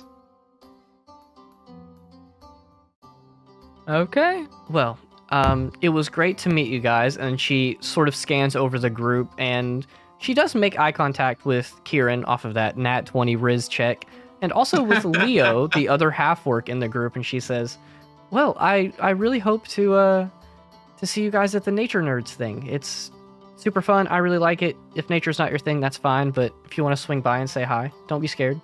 Also, watch out. A member of our group, one of the upperclassmen, likes to prank people. There's a bear trap 5 feet behind you. Thank you. I will not step on that. As you guys turn around to look, there's a little halfling girl that just like sprints off across the bridge and is gone. And you see Hildegard just, yeah, please don't step in that. Be very careful around campus. She's a problem. What is his name? I'd like to know who this problem is. Oh, Poppy. Ironically, the name of a flower. Poppy. Mm-hmm. I'll add him to my list and look out for him. Sure. She's a firecracker. Sorry. Ooh, Anyway, firecracker. Feisty. I hope to see you guys Wednesday. Great that you could join. I'm gonna go let Breva know that I'm gonna leave because it seems like everything's wrapping up here. So have a good rest of your night. Have a wonderful rest of your night as well. And with See you that, in cooking. you guys sort of. Oh yeah, I completely forgot that you guys knew each other from cooking. I should have wrote that down. So Someone yeah, did their homework. I did too much homework. She's like, oh yeah, Gwen, I'll see you in cooking tomorrow. Yeah, have fun. Don't burn anything this time. All right. And you guys sort of split apart. At this point, I do want to tackle a couple of things before we move on to the next day. I need to switch the music for that. First things first, the day has sort of rounded out. It is sort of the mid-afternoon. As you guys begin to go your separate ways and split up, Kieran, you get called somewhere. You hear a knock at your door a little bit after you return to your dorm. You open it, and it is Mr. Chase Green, who you know to be the sort of director of residence life at this place. He's in charge of like all of the housing things, making sure that everyone like gets along with their roommate. He also helps with like admissions and stuff like that. It's just a name that pretty much everyone knows around campus. He's the one who essentially gave you your room. Finally, they answered me. So he knocks at your door, and you open it, and you can easily tell that he looks like just a little bit agitated as you open it, and he says, "Hey, you're Kieran, right?" In the flesh? Great. Well, could you come with me to the cast building? For what? Did something occur? Yes and no. Someone was here to deliver you a letter, but they specifically requested to deliver it to you by hand, so I told them I would come get you, and then if you like don't recognize this person, then we don't have to go in there, but I figured I'd at least let you know. Of course. Kieran puts a second dagger behind his back. Let's get out of here. Yeah, he lets you get ready for a second. You guys head out. Mr. Green takes you down, and you guys walk to the East Cast building, which is the residential life area, I believe. You walk in, and there is a person there who you do not recognize, but he greets you with a very friendly smile. It's this sort of like 6-foot-ish human man. He's got shorter brown hair. He's got like a little bit of facial hair, kind of a mustache on him. You might think that his face is familiar, but you've definitely never like been introduced to this guy. But he greets you and he says, "Kieran, it is great to see you. I told Mr. Green here as politely as I could that this was something that was a sort of private family matter that I wanted to give to you personally, just to make sure that, no prying eyes got their hands on." Of course. Family. Sure. And Mr. Green sort of gives you a nod, and you essentially see like, oh, well, if this is someone you know, you can step to the side and sort of have a moment of privacy. So he guides you over, like a little hand on your shoulder. This guy's definitely like in his later 20s, pushing 30. And he brings you over and he says, "So I have this letter for you." He pulls it out and gives it to you. And he hands it to you. You go ahead and look at it, but it is completely blank. I look up at him. Did they send you? He looks at you and he says, in a kind of a quiet tone, he says, "A common friend has sent me with a warning. With their newfound political influence, Katerina and the Hands have sort of twisted the ideas of both of their parties to align towards a common enemy, you.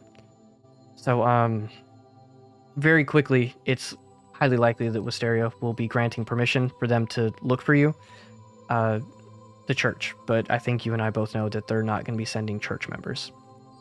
So, lay low, stay safe, protect yourself, and keep an eye out. Fabian sends his regards." I appreciate it. And if they ask about me, tell them I made quite a few friends. Great. If you want to write a reply, you can absolutely do that, and then I will memorize it and burn the page. Of course. I will. Hand you the paper. You guys sit down at a table. Do you write anything back? I do say, I've made quite a few friends. You do not scare me. If anything, I'm going to enjoy whatever you toss at me. Because you already ruined my life, and all I want to do is ruin yours. Just to And then I just- clarify really quick, this guy comes in saying that he was sent by Fabian. Oh, he was from Fabian. I thought it was Yeah. from... Okay, sorry. No, I thought it was the warning. Wow. Yeah, to let you know, Lore failure. Fabian, to Yeah. give you the full thing here, Fabian sent this guy to send you a warning because of he name dropped Katarina is like a figure that you need to watch out for. So Okay, I missed he her. sends you this. He tells you he's bringing this back to Fabian. So with that in mind, what will you write? I write, I appreciate the concerns. I've made a lot of friends, and I feel like this will be the test we need to see if they're worth actually being a party. I do hope to see you again, but under much better circumstances. And then I'm gonna put, I'll tell him to say, the black rose sets at dust at the end. And I give him a little gold for his troubles and say, go get a drink. It's going to be a very long time. He takes it and then gives you a firm handshake and then says loudly enough for Mr. Green to hear. And he's like, yeah, it was great to see you, nephew. I'll try to visit up to the school when I can, but you know how family things are. It's always a problem. Yeah, I sure hope my cousins get back safe from their stormy journey. Stay safe. Watch out for the storm tonight. I'm gonna go hole up in a tavern and wait it out. Travel back home soon. And he gives you a smile and a nod, and he heads out. And with that, Mr. Green says, you can just have your mail delivered here. We don't open it. Some things are best said with a firm handshake. Sure, kid. Yeah. Yeah. And with that, he ushers you out, and you go ahead and leave. The next thing that happens over the night specifically, all of you go back to your room, go back to do your things. Kata and Aethera, you guys talk a little bit before going to bed. Gwen, Delphina doesn't even come back home that night. Rosaris, you get back late from training with Beatrice post-party. Marcel is probably a little bit, woozy and hungover. Let me tell you something. This is a school that has rogues, people who can lockpick. I just expect better security. As you are That's carried, what I paid for. you're carried back to your room by Reggio, and you're ranting off, and he's just like, "Yep, I know it, kid. I know it. Trust me, happens all the time." And he lays you down in your bed, tosses the blanket This is over you, terrible. No, it's just bad time sleep. and you tonk out. Sort of the same thing for Leo. You begin to head back. You do some studies before bed, but after you go to sleep, you all fall asleep to the sound of rain beginning to wash over campus. In the middle of the night, pitch black, probably in the wee hours of the morning, 2-3 a.m. Leo, you are startled awake by the sound of a loud thunderclap. And I would just like for you to describe to me the mental state of Leo as something like that happens. Well, Leo will wake up pretty quickly. I guess when he gets startled very easily by thunder, and he has to kind of close his eyes, count to 10, and regulate his breathing before he calms down. You do that. I'm going to say, if you would like to, if this is something that Leo deals with on a like very real level. Make a wisdom saving throw. 24. Fantastic. So this loud crack of thunder wakes you up, and then as you sort of snap awake and the sound of like this, not even that bad, but just a thunderstorm on campus, you're away from home for the first time. As it sort of fills your mind, you close your eyes, you hold your amulet, and you count to 10, and by the end of that 10, another crack of thunder goes through the air. You squint your eyes a little bit, but you brave through it and calm yourself down. And you steady your breathing. You feel okay. No worries there. As Leo prepares to go back to sleep, where does his mind go? What does he think of to sort of comfort himself and try to, bring some peace to his mindset? Leo thinks about his brother, who has always been there to calm him down and kind of console him whenever this happens. So it's mostly just him thinking about the times when they were kids, playing, talking, that sort of thing, and kind of calms him down and he goes to sleep. Sure. I like it. With that, he goes back to sleep, and then all of you wake up to a relatively okay day. It's a little bit colder, probably in the, mid 40s. There's a light rain around campus as you guys go between all of your classes. Aethera, you go to your wild shape class, and you guys actually spend the day indoors so that you don't get soaking wet. Just talking about like the different applications of wild shape, things like that. Rosaries, you obviously have your like martial classes, talking about paladin abilities, practicing, training, things like that. Kieran, you go through your rogue classes, a decent amount of studying, but also a lot of practical practice. Gwen, also, bookwork. Rainy days, not great for going out and trying to track. Definitely not bad to practice in, but you go to Ranth, you guys practice some archery forms, talk about tracking different animals. Leo, your cleric classes obviously include a lot of studying and talking and going over the uses of magic and religion as a whole.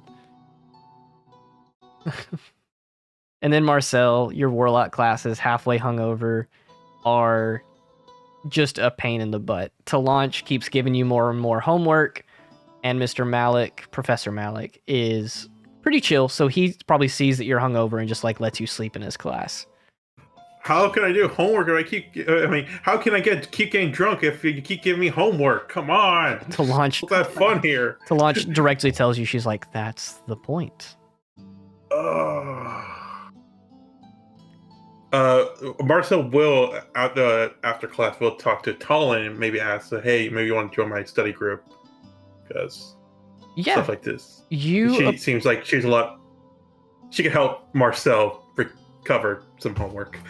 Sure. You approach Talon after class. You walk up to her, and immediately she's just like, hey, are you good?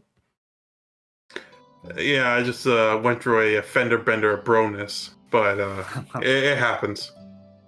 Cool. I didn't understand any of those words, but awesome. Yeah, fair enough. I'm still not doing good, as you can tell. So I was hoping maybe we can try to do like a study group, because I admit I'm not a bookworm, but I have the effort down. It's just, for me, it's hard for me to focus on something like reading. As you guys are sitting there talking, you're also approached by the other warlock. There's only 3 of you guys. Yeah, and he's already with Ravik. Yeah, so Ravik walks up and he sees you guys talking and he overhears part of it and he's just like, oh yeah, hey Talon, Marcel and I have talked about making like a little study group for us. I guess, there's only 3 of us. We're the smallest class on campus.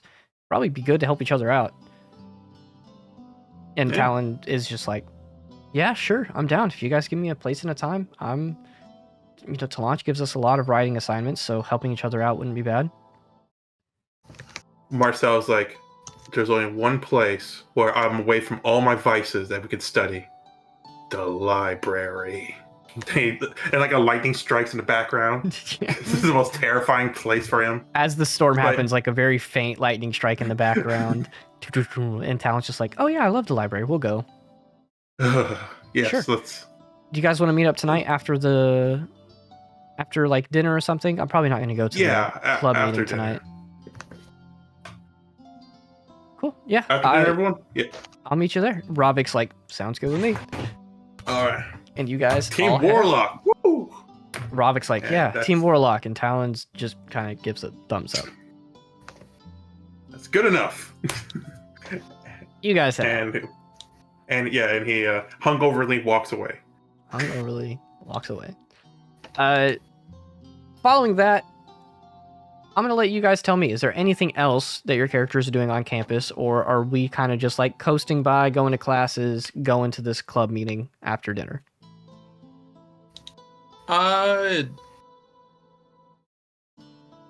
Today, no. Tomorrow I have something. Coast. I know I've already picked on like Rosaries, Leo, and Marcel. Athir and Gwen, anything for you guys? Not right for- now. Yeah. Thera's pretty much using all downtime to recover from the forced social time. Honestly, so valid. I get that.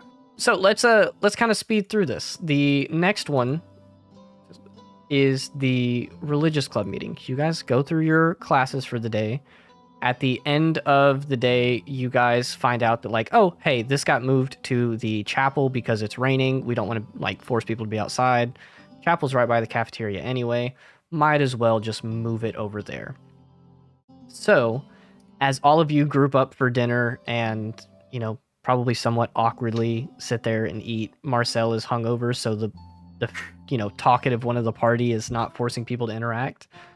You guys eat, head to the chapel, and walk in.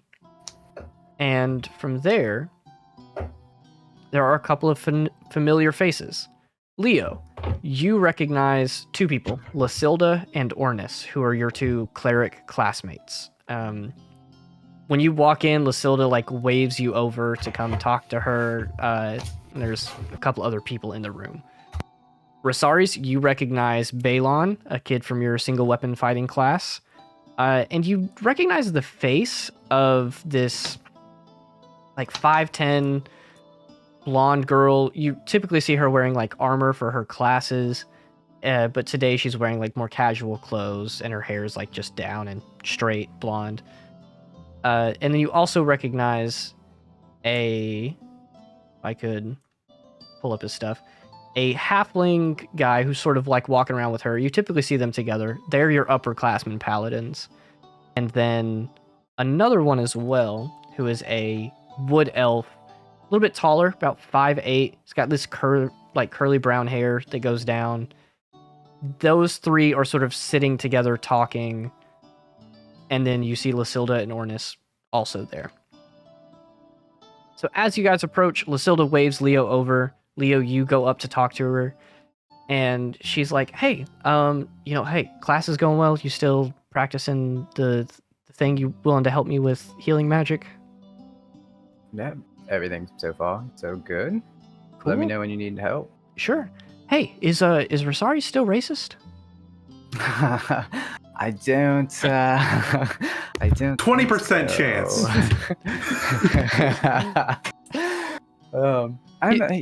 She just asked. We She's kind like, of talked about it. yeah. I mean, I didn't hear an update about it, and that was like my best guess from last time. So I just wanted to make sure that things weren't like we need to get you guys taken out of a party together. But are things at least like improving? I mean, they're the same. He's not making any racist comments or anything, and he told me that it was more about my religion, who I worship, Wow.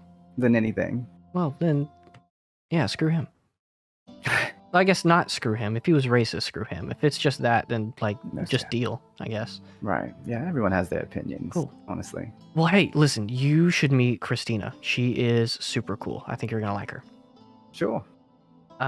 So all of you guys sort of get waved over into the group that's sitting there. There's a couple of like random people here, but the one who seems like they're actually here as part of this party. The first one to introduce herself is this sort of taller blonde girl, an upperclassman, Christina. She waves you guys over. She's like, "Hey guys, I'm Christina. I'm sort of the head of the religious club thing. Mostly it's just conversation based, and then we do like some volunteer work every now and again. Today, if you guys want to help out, we're actually making sort of like care package baskets for the people of Mirian's Crossing, the city, just a few minutes up the road. So if you guys want to help out with that, that'd be great. We're also planning to just, like have some conversation, talk to each other, keep it very chill. Hopefully no one gets riled up. I'm getting riled. Please don't. Shorty. Okay. As we're walking up, how much did I learn about Balon again? I learned that he was from Indira? Yeah, just from talking with him in your class, you learned that he's from Indira. Your best guess is he's from like a noble house, maybe not royalty, but definitely wealthy. Would I assume that he's associated with the church that uses that city as their capital? Yeah, best guess. Seeing him at this club, yeah. I'm gonna walk over to Leo and Lysilda and quietly whisper that Balon is probably part of the Church of Paran. Use that to your best discretion. Lysilda Leo's looks at gonna- you and then like looks at Leo as he's about to respond. She'll let you respond first, but she definitely like has a word or two to throw out there. Well, Leo's just gonna nod and then say, noted. Yeah, she looks at you and Lysilda looks back at Rosari and she says, "Well, hey, I appreciate the warning, I guess." Yes. Let's just say, Leo, I don't want you to be fighting on multiple fronts. So I appreciate that. Lysilda sort of nods and you guys gather up in a circle. The rest of you are sort of ushered in as you guys all sit together. I'll just go through as each of these people introduce themselves. So we have Christina, this upperclassman blonde girl. She's got this like very calm, nice aura about her. She seems like very pretty, very, very kind, like a very gentle person. The next one on the list would be this wood elf man named Galagel. He's also an upperclassman, sort of like under the wing of Christina. And to match him is the other guy named Colton. Colton is the halfling. Both of them are paladins. They're both like under Christina's wing, assistants to her essentially. They both seem pretty nice. Then you have Lysilda, who we've met, and then Ornis, who is part of Leo's classes. He's a first-year cleric. He's got a very like young face. He's got some wavy brown hair. Doesn't seem very confident. Seems a little awkward and shy. But all of you guys are sort of sitting in a group as Christina starts saying like, okay, so if you guys could like help put together some of these, we have like bracers that we're attaching together with some leather. We're, packaging up some food here and there. So you guys just kind of pick whatever you want to do and we'll put all the baskets together and spread them around and just make as many as we can. That, Colton and I will take them up to Mirian's Crossing soon. So as you guys sit down and start talking, Christina opens it up and she says, well, hey, first years, you get first pick. Any questions about the school? This is a religious club, but we don't have to specifically talk about religion. It's more beliefs and philosophy than anything else.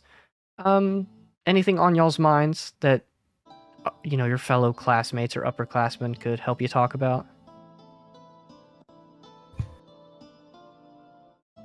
It's no.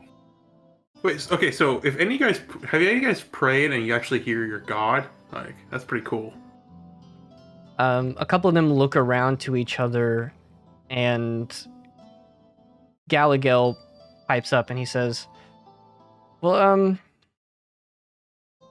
it's very common belief that our gods don't literally respond to prayers, but I would be lying if I said that I have not seen a lot of things in my life that would lead me to believe that they were in some way signs, if that's what you're asking, if that answers your question. No, I believe in the gods, like, because when you see stuff like Leo, you're like, oh, okay, then obviously there got to be some kind of higher power of some sort.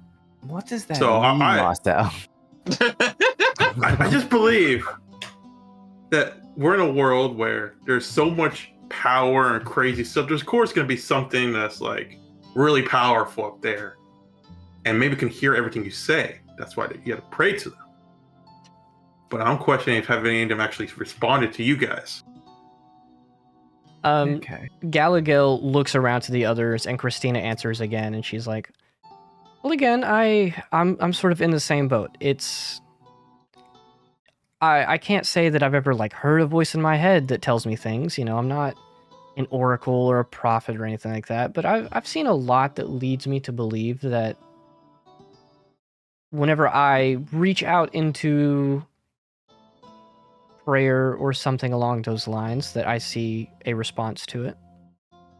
It turns to Leo. Leo, are you an oracle? No. Oh, okay. Then he can't talk to his god yet. Yeah. Wait, can you become an oracle?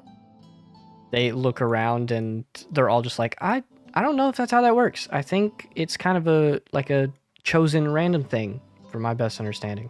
Leo, you have a chance. You might have been chosen, but you don't know you've been chosen. Keep that in mind. As you guys are sitting there And then talking, Marcel sits down, very happy. two more upperclassmen walk in. I'll go ahead and point them out. There is a human girl, about 5'6", looks pretty athletic, a lot of tattoos, and she joins in. She's like, "Hey, Christina," and like sits in the circle. She's kind of quiet off to the side. And this other person that sits in, which would definitely draw some attention, but you guys have met a lot of weird people here, is this bird person, a raven, dark feathers, wearing like darker clothes. Sort of does the same thing, like looks in, gives a nod to some of the other upperclassmen who recognize him, sits down and starts like fiddling with some of the baskets and helping put stuff together and just listening to y'all's conversation. But at this point, Balon, that like very noble looking, preppy blonde guy, he's gonna pop up and he's gonna say, actually, at least in the Church of Paran, in their teachings, oracles are something of myth for the most part. The vast majority of them that have claimed to be an oracle, at least in the past few hundred years, have all been proven wrong. Leo, prove them right.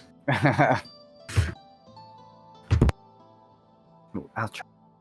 I'm sure Thank if you, there was a prophet, I'll for- try. I'm sure if there was a prophet for Paran, they wouldn't be proven wrong. Am I right?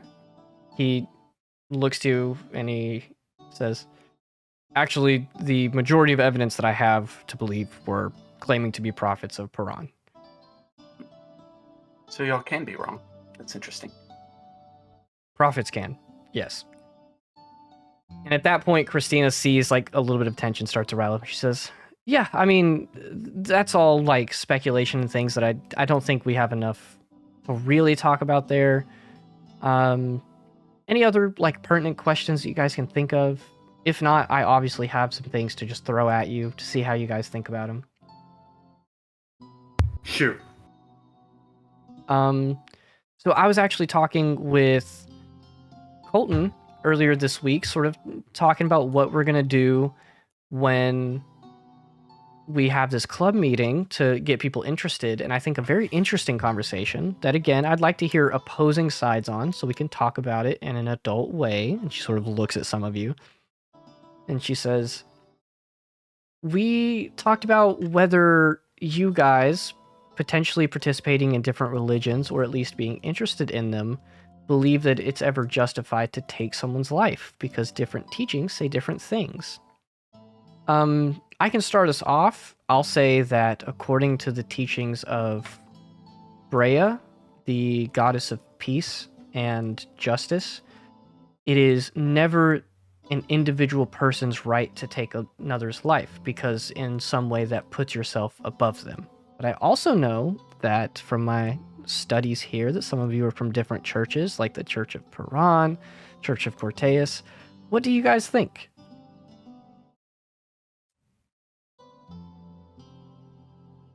Lucilda, like, looks like she wants to say something and then nudges Leo, and she's like, "You got this. You're the study boy."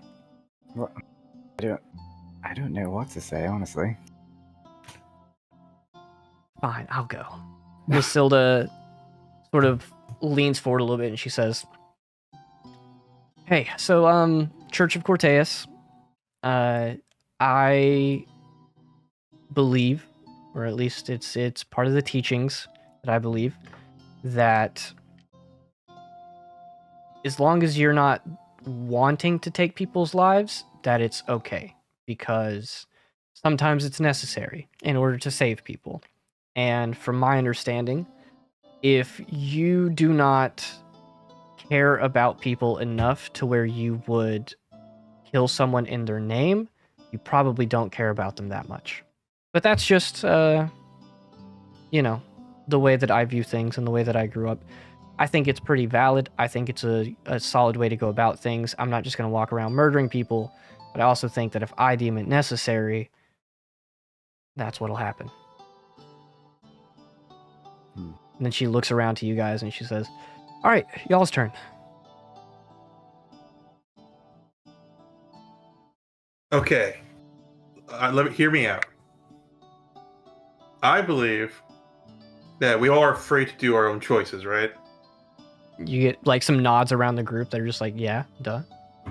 But one of my biggest issue is sometimes people tend to think that because they have the freedom of choice and all this stuff, they have the freedom to take other people's freedom of choice. And that's where I kind of have the problem here. And you're trying to take someone's life and trying to exploit people for not being either a warrior or someone who actually practiced fighting. It's kind of just punching down and just really making things worse for everyone. So I try to at least try to equal it. I try to help those who can't protect themselves. I don't go out there picking fights, but I also don't want to sit around watching innocent people get hurt. At this point, Galagel pipes up and he says, "Yeah, so as a paladin, as someone who vows to protect other people, I think that as the people with power, because let's be honest here, at this school, 99% of the average world not capable to do the things that a lot of us upperclassmen can do. But as the people with power, I think it's our responsibility to protect others, and sometimes that requires the personal sacrifice of having to take someone's life. And I think as long as, like Marcel, right? As long as it's in that mannerism of protecting people, I think that comes from a good place." Yeah, it's not might is right. It's might for right. We try to do the best thing we can with what we can. Exactly. And I understand I feel powerless and such, so that's why I want to do what I can to help people who feel powerless themselves. At that point, Colton actually pipes up and sort of jumps on that, and he's like, the little halfling guy over there, he's like, "Actually, yeah, I think you guys bring up a good point. I think that maybe it's not the act itself that is bad, but it's the way that you use it that could be bad." Definitely.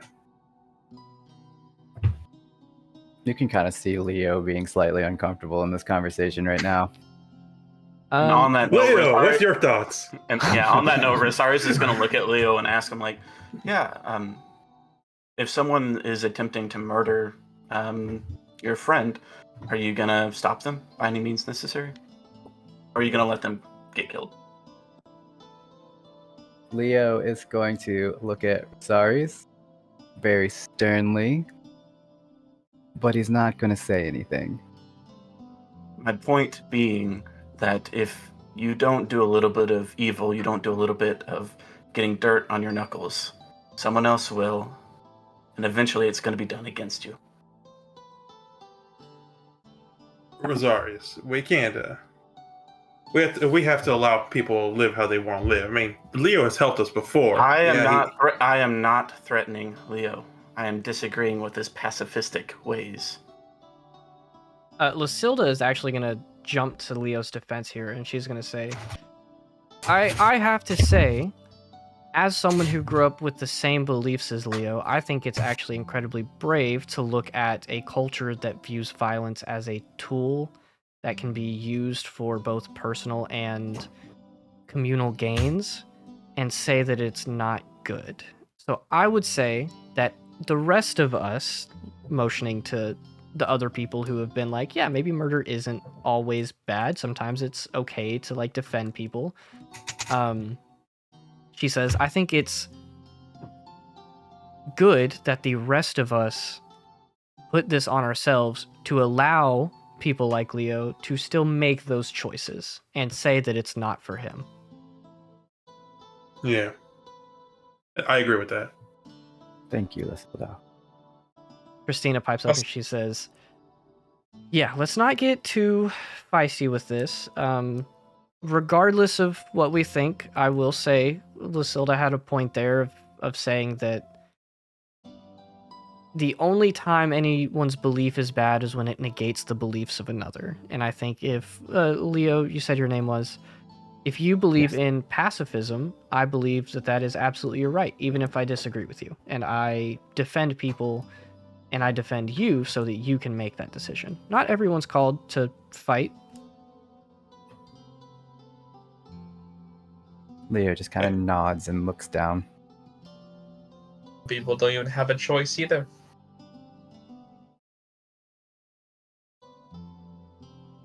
Well, Christina sort of wraps up the basket that she's messing with and she says, I think this was actually pretty successful. We have a good group of first years joining in.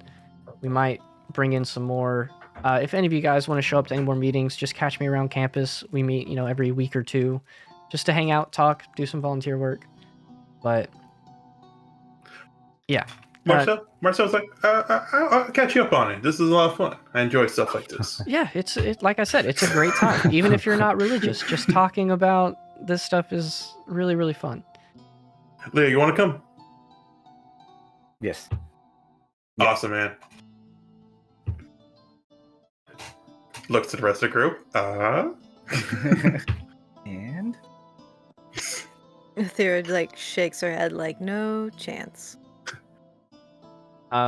With that, the group sort of slowly begins to disband as Christina's like, hey, this is the end of the meeting we'll do. It looks like this is everyone who showed up.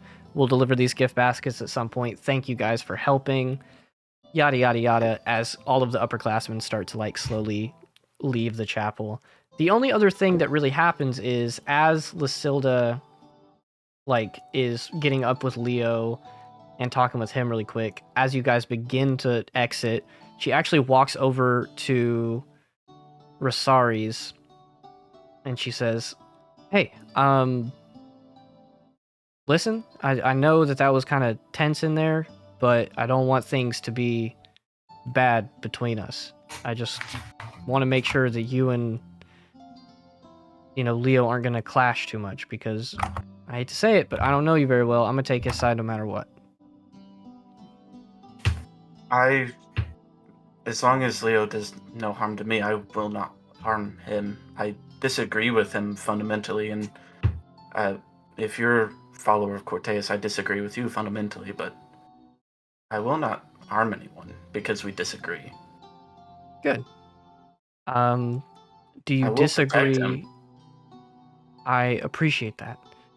Do you disagree so much to the point where you would refuse to help me with homework? You can join me and Beatrice again if you'd like. Not that homework. I'm talking about the bookwork. I'm doing pretty good on the Okay. fighting side of things, but religious studies is starting to pick up, and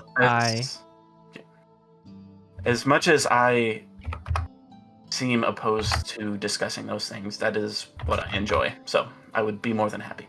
Fantastic. Well, you know that Professor Rehla recently just gave us this big book that we're supposed to go over this semester. I got 2 pages into it, I'm lost. So at some point, if things are calm, I would love for you, me, and Leo to sit down and go through this together and talk and hopefully ease some things over. That sounds perfectly fine. Great. Well, I'm going to head out. It's good to see you guys. I'll catch you later. And Good to see you. Lasilda exits. And the rest of you sort of begin to go on your way as well. Really, After he leaves the chapel, he takes off his shirt. Woo! as you're rain! walking out, one of the upperclassmen who didn't say a word during that meeting is walking away, and she's just like, "Put your shirt back on." Never! And he's like running towards Package Storm. Marcel sprints across campus, shirtless, in the rain. The only other thing that happens is I'm gonna pick on Rosaris because you had a lot to do with this little meeting. Oh, Later that night, I'm assuming that you're sparring with Beatrice, doing your stuff down there. I'm gonna say at that you also got approached by Taz, who said like, "Hey, here's my full armor set. If you can get it done by like the end of this weekend, or at least before the weekend next week, that'd be great because I'm about to be sent out on a mission. So if you want to do that." And then he also says if you're interested and you have time, he knows 1 or 2 other people who are about it. I would appreciate the help. If that's the case, then he says he'll bring that to you later, and he hands you a satchel with 15 gold in it. I take out 5 gold and say, "You paid too much," and hand it back to him. He says, "I was adding a tip, but sure, I guess. I'm not going to sit here and argue with you." I'll have that ready by the end of the weekend. How dare you not accept my tip, you ungrateful! You, as you're training with Beatrice, Mr. Green actually comes in to the hall and like knocks on the wall, and he's like, Rosaris. Oh, Rosaris, you, armor. Sorry, didn't recognize you. Helmet. Yes. You got a letter. In the office. We dropped a note off at your dorm, but I'm guessing you haven't been back there. I go there for about 6 to 7 hours a day. I'm not gonna lie. Yeah, I'll. Beatrice, give me a moment. I'll go see what this is about. Cool. You follow Mr. Green back to the East Cast building to where he points you to like your mailbox at the school, where when mail gets delivered, that's where you go check it. Your letter is pretty short. And I'm actually going to let you decide whether or not you want to read it out loud or if you want to just read it to yourself. Is that over the table, I'm guessing? Like over the table out loud? Yeah. Out loud. Sure, out loud. Cool. I'm going to still send it to you, but I'll let you read it out loud as we go, and then everyone else just pretend you didn't hear it. Okay, la la la la. Okay. Or actually, I'll let you decide. Do you want me to read it, or do you want to read it? You go ahead and read it because I may actually slip up and say the correct names. I gotcha. The letter reads, Roderick, how are you, nephew? I hope school is treating you well. The rest of your family and I are eager to hear how you are doing. Have you made friends? Is anybody giving you trouble? Are the professors substantial? And Tyron reminds me to tell you, a distant relative of yours, an uncle, I believe, retired lakeside near you. Perhaps it would be nice to have a familiar face. He hasn't seen you since your pup years, though, so greet him well if you see him, as he may not recognize you. Your uncle, Bygoth. I think for once, Rosaris usually doesn't show emotion, but I think even underneath his helmet, he's like smiling and is very happy right now. But then he remembers something and he looks for like a return to sender type thing because he realizes there's no address that he knows of to send a reply back to. There is not, and you look for a return to sender thing. I'm gonna leave this up to a die roll because it could go either way. Give me a flat d20 check. 14. 14. Yeah. You see that this actually does have the address it was sent from. It came out of I need to pull up my world map because I don't have every single detail memorized. How dare you? I know, I'm so sorry. Sorry, this is so unprofessional. This came out of Lighthold. It is a city in Timera. I say city, it's like a large village in Timera. Like a town? Yeah, it's like a decent sized town. It's on the border of Aorsha, and it's like in between Hillmount and Arbalest, to give you an idea. Okay. So, in other words, I don't know how this got here to me, but that'll work. It's a trap. I'm assuming I can go ahead and write a short response. Yeah, if you want to write a response, you can absolutely do that. You can just type it up and send it to me, but that goes to you. As you were writing your response, I will also say that Kata comes in. He also got a letter, reads hers, and then sits down with you, and essentially just looks at you, and she's like, "You got one too?" Yeah. What did he call you? Carmen. Ah, makes sense. Yeah. And she looks at you, and she's like, "Kind of feels good." That may be the nicest he's ever been. Yeah. Anyway, You want Yeah. me to respond? well, we both can, but Okay. we could probably send them together. So I'll write mine up, you write yours up, we'll send them tomorrow. Deal? Sounds good. And then she gets hers, takes it back to her room, and she's going to write hers later. In which we're going to switch off to someone else. Athera, you are in your room, and you are roommates with Kata, so insight checks are few and far between with you. You know when she's amiss, you know when things aren't right. Kata gets back, and she's normally a very happy, bubbly person. Now, she is almost like giddy with stress. It is weird to describe, but it's like a happy...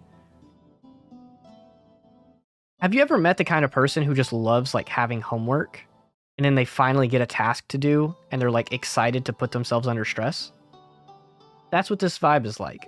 She comes back to the room, like buzzing with this energy, with a letter in her hand, walks over to her desk, and she's like, "Hey, Athera, how's it going?" And she like sets it down and immediately pulls out paper and begins like she's gonna write. Whoa.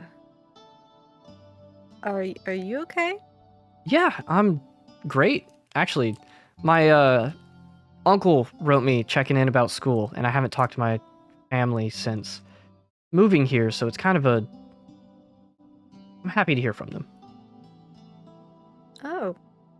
Well, that's nice. Well, where's your uncle from? And she like, you see her glance back down at the letter, and she says, Lighthold. Oh. I don't know if you know where that is. It's pretty far away. Yeah, I'm pretty bad with directions. It's really far east. I know it's close to Aorsha. That's about it. Nice. Yeah. You're writing a response? Yeah, you see she's sitting there like thinking, pen in her hand, ready to write, kind of pondering her response. You look nervous to write the response. You get along with this uncle? Yeah, he's just eccentric, I'll say. He's got a very unique way of communicating and showing that he cares. I didn't know we could get mail here. Yeah. I mean, yeah.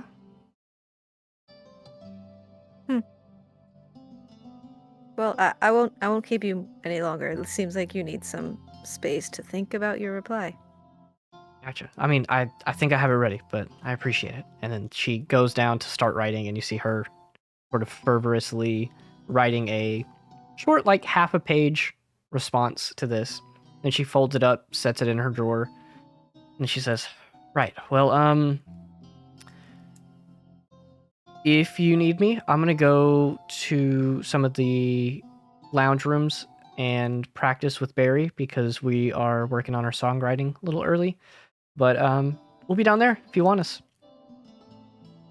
Okay, have fun. And then she heads out of the room. And with that, let's move along to what happens next.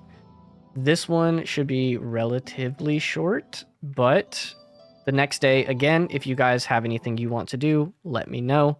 But otherwise, you go about your classes, you do your coursework, and then the evening approaches. You guys all get dinner together, and you guys know that the last club that you're going to be participating in this sort of challenge thing with is the Nature Club.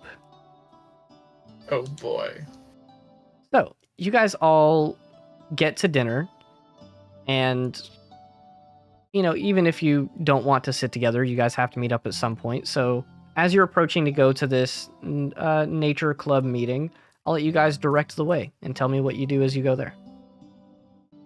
You guys will notice that Kieran is kind of the whole way there, kind of just looking over his shoulders a lot more, and is very cautious of the whole walking in a group. I will also say that at this point, before I get too much further in this, to let you guys know, both Marcel and Leo, by the end of today, you guys also got letters. You can go get them at any point. So if you guys leave this early, you can go to that. Yeah, Marcel definitely is having the best of time in the nature club.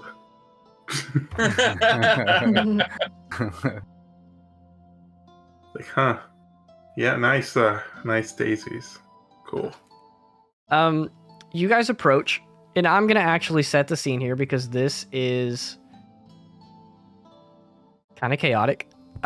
You guys approach the club not thinking it's gonna be very much. And two things are immediately very prevalent to you. The first one is you see two black bears wrestling in the middle of the island. There's a big like area where it looks like there has been some like rustling and tussling, and there are straight up just two bears wrestling each other, not looking like they're going for blood or anything, but like wrestling each other to the ground, throwing each other around and stuff like that.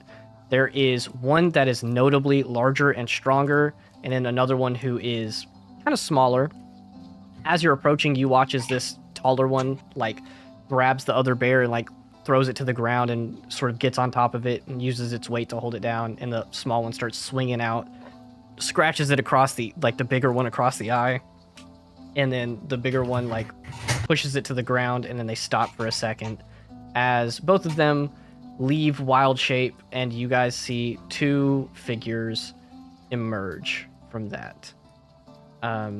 The first one, the bigger bear, is this short little gnomish girl with like a pink pixie cut hair, and she has like a gash across her face that's like starting to bleed, and then you watch as it slowly just closes up, and then she just wipes the blood off of her head. The other one is, I know I did not do this on purpose, but another bird person. This one looks to be much more dove-like, like sort of creamy white, almost tan feathers, some like leather armor bits around their body, stands up and like immediately goes up to the gnome girl, and she's like, "Oh my god, I'm so sorry. Are you okay?" And the gnome girl's just like, "No, it's totally fine. Look, it's already healed up. We're good. She's good. Go ahead." And then this little gnomish girl just like very bubbly hops off into the center of the ring again, and she's like, "All right, who's next?"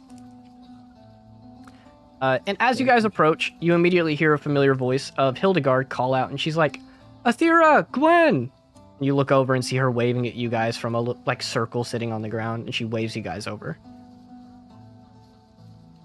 As Gwen's walking over, she's just gonna kind of look anxious the whole time. For sure. Mm-hmm.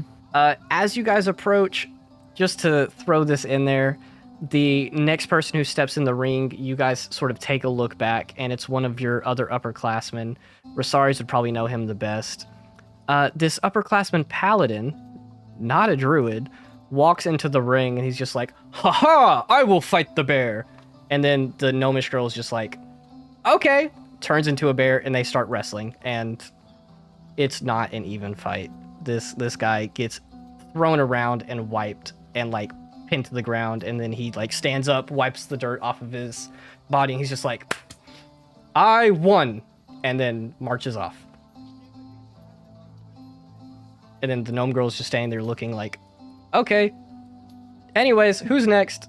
As you guys approach this other group and sit down. Leo, you're next. Are we placing bet? I'm too confused. Hildegard calls you guys over, and there's a group of 3 or 4 people sitting down, and she motions you guys over. She's like, "Hey, so welcome to Nature Nerds. This is probably like my favorite group on campus. It's a lot of fun. You guys have already seen the bear wrestling that Kelrin really loves to do. If you're not interested in that or can't turn into a bear, Arabella over here is actually going to be showing us how to like make poultices and, you know, help alleviate poisons and injuries out of like common herbs and stuff like that. So if you guys want to join in for that, that's what I'm going to be doing, at least." I've always wanted to learn about more alchemy stuff, Yeah, other than the stuff I already knew. this is the thing. So this is where we're like at, you know? Great. I know some alchemy, but it's not poultices for sure. Well, do you guys want to join? Aethera, are you interested? I know as a druid, you know, wild shape's pretty fun, so if you want to go bear wrestle, I don't blame you. She's been like trying to not obviously watch the bear wrestling. And she's gonna like look at Hildegard and she'll be like, "What is the purpose of the bear wrestling?" He looks over, and you watch as these 2 people again shift into these like black bears, which are not the biggest bears ever. This is kind of something that most druids would have a handle on. She looks and she just says, "Honestly, just because it's fun." First rule about like First rule about Bear Fight Club. Is there like a reward for winning? No, but if you manage to beat Kelrin, that'd be a damned miracle. I noticed her bear shape is very big. Yeah, she's really, really good at this. And as you guys are watching, this bear again, just like with one hand, pins another bear down with its substantially larger size. And she says, "Really, really good at this." As the bears transform back, and that massive bear turns back into that tiny little gnome girl with spiky pink hair. 1 gold on calorie. I will. Hildegard says, Go we're with not placing bets because that would not be fair." I think I'm gonna go just watch for now. Maybe see if I can get any little wisdoms from this bear wrestler. Sure. Yeah. Hildegard looks at the rest of you guys and she says, "Do you guys want to join Aethera to watch, or you want to come over to the thing with Arabella and I?" I'll stay with you guys. Same. Marcel is like, same. Marcel, you So seem even so the bear with disappointed. bears rustling, just out of spite, he's bored.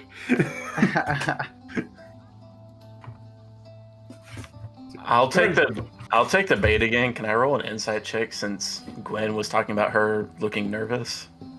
Sure. I'll leave that between you and Izzy. How you want to resolve that? I'm not quite sure what we're doing here. Focus. I just know I'm rolling insight. I don't know what whatever. Rosaris is trying to insight Gwen to see why she's feeling off, or at least notice that she's feeling off. I got 15. I don't know what that does. I don't know why I should contest. If you want to contest it, you can roll deception. But I will say, even if you fail, If you were like a nat 1, yeah, give him some information for sure. Even if you fail, you do not have to just give him everything, but you can definitely say that, like, how is your character feeling? What are their mannerisms like? Are they feeling off? That sort of stuff. Yeah, I'm more or less. I'm not rolling to like know your backstory. I'm wanting to roll to know that there's something wrong. I got a 0. Good. Yeah. Okay, never mind. I actually. No, do wanna know everything. I you know actually do everything wanna know Rosaris? everything. I want to know like the not the date you were born, but like the day. Like, is it a Oh, Monday? Yeah, or like was it a Tuesday? What's going on? What's the weather like? Okay, let's Rosaris, you learned that Gwen has a twin. Yeah. let's put it like this. Gwen secretly is jealous of wild shape. Rosari's rolled a 15 on insight, which is a skill that he's not bad at, and then Gwen rolled a 0 on deception, which is something that obviously she is bad at. You have a -1. With that, Rosari's can just go ahead, ask some questions over the table, and then Izzy, you can answer those however you feel is like the most accurate for Gwen. Okay. I'll do 3 questions to be like for each 5 I beat you by. I didn't know sound this was fair? Speak of the Dead, but all right. What? Yes. Anyways, I guess for question 1, like, are you nervous about the form that they're wild shaping into, or is it like the wild shaping in general? The wild shaping in general. Okay. The second question, does it seem like it's something like you're not just nervous about, but like you don't want to be around it because it like makes you scared? To even navigate that question a little bit more broadly, what emotion comes up about the wild shape? Is it scared, or is it angry, or is it uncomfortable? I would say it's mostly hate and fear.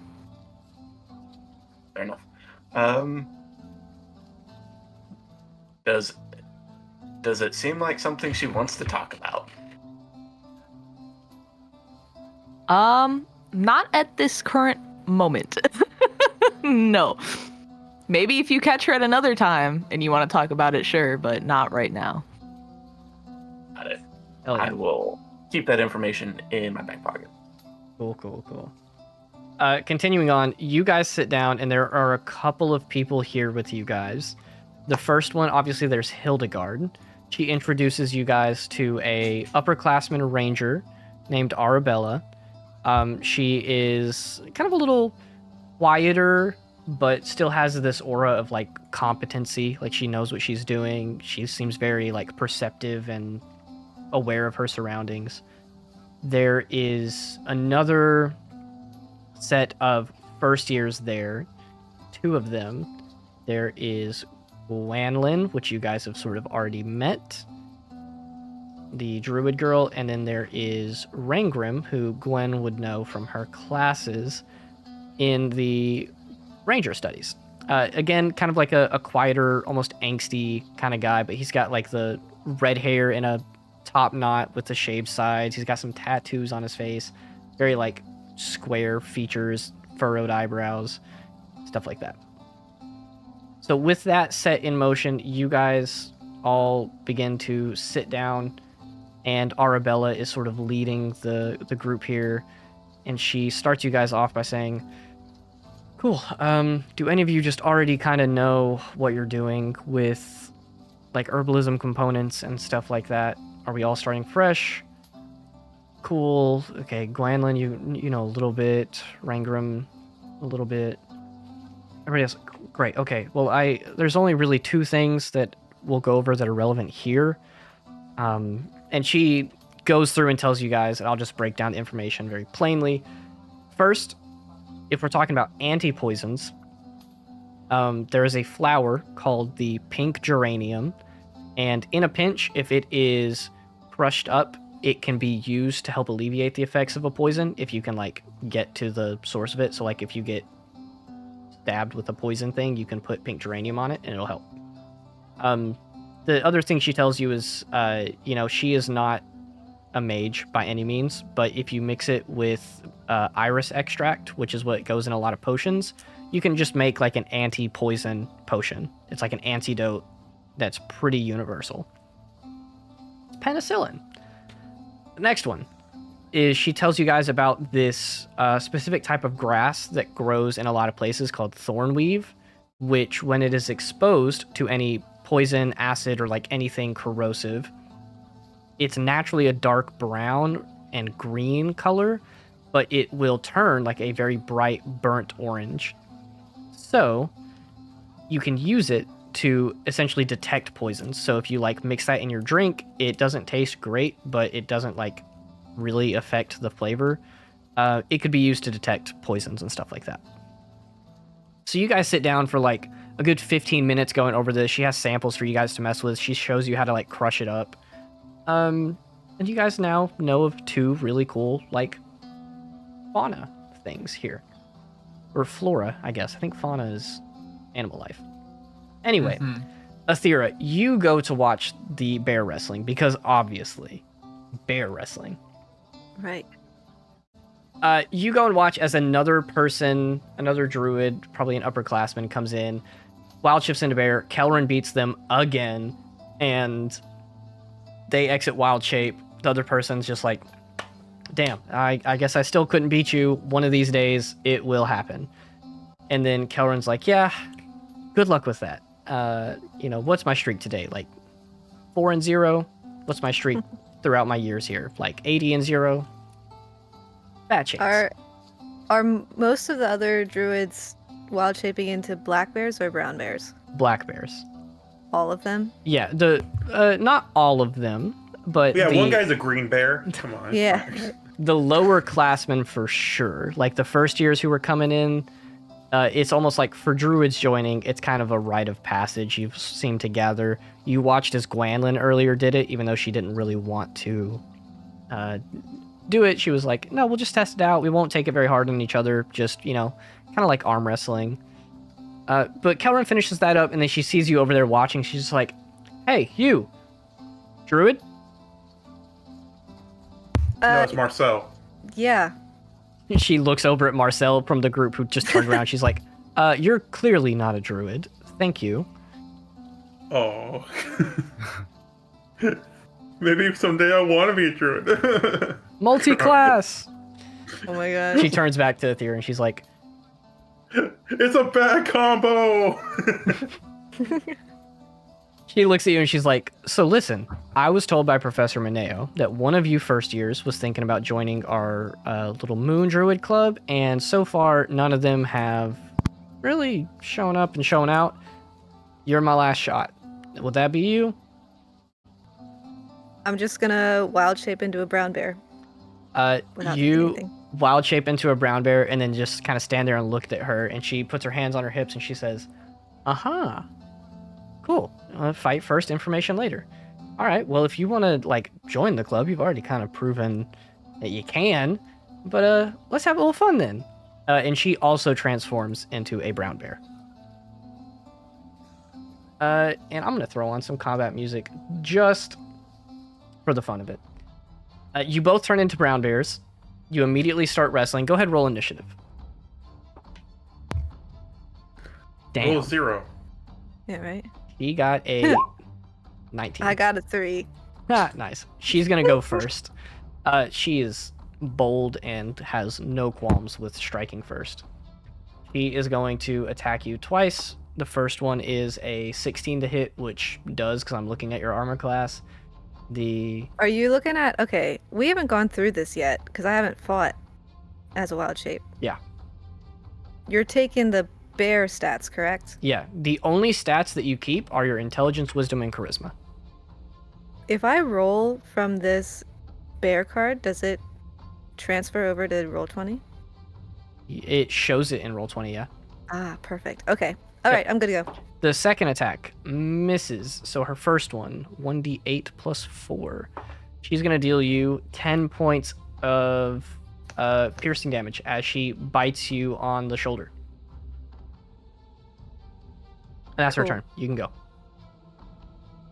I'm gonna kind of like be like, oh gosh, that actually hurt. Like, and then I'm gonna multi-attack. So I'll go in for a bite attack. 25 to hit. Yeah. You have the stat block there. Right. Looks like it did 10 piercing. Cool. And then claws. Looks like that one will miss. 10 to hit, so it misses. Cool. So you deal 10 points of damage to her. You watch as her turn comes around, and that spot, you bit her, right? Correct. As you take your teeth out, you see that the wound is already starting to close up. And she going to heal for, well, that sucks, 1 point of damage. It doesn't do a lot, but he heals up a little bit. She's going to make 2 attacks against you. First one does not hit. He has to roll a 5 on these to hit. Second one hits. That's going to be 2d6 plus 4. 13 points of slashing damage as she misses a bite as you pull back, but her claw just rakes across your shoulder and face. All right. Does for bear, can I multi-attack multiple times, or is that a once? No, it's every time. Okay, solid. So I'll do that again. I'm going for the bite. It hits at a 15, 11 piercing. Damage. And then the claws hits at a 23, 7 slashing. Nice. There we go. I need to do some math really quick. You can go ahead and talk, but I'm thinking through her level. So we have to have spell 2 hours. slots. We have to wait for 2 hours. Yes. Yeah, right. She would have level 5, 4 or 5 spell slots. 4. Dang. She has level 4 spell slots. That's right. Cool. Then I'm gonna use my bonus action and I observed her healing, and I'm like, I wonder if I could replicate that. And I'll do the using a spell slot for the healing here. So Sick. I'll get 4 points. As her turn also starts, she's going to do the same thing, except she's going to expend. I know she has level 4 spell slots, so she's going to expend a 4th level spell slot to also heal. 8, 16, Dang, 20, 21 points of damage. this girl. All of her wounds begin to close up as she immediately takes another 2 attacks on you. That's a nat 20. That's a nat God. 1. So the nat Perfectly 20 balanced. is going to hit for, I rolled the wrong die. 7, 9, Oh. 13 points of piercing damage as she bites you. And then on a nat 1, she goes to swing and attack you again. And you notice that she's getting, I don't want to say angry, but she's acting a little too quickly almost. And she slips up a little bit, and her paw misses you, and she overextends, and that's going to give you a +1 to hit on her next turn for both your attacks.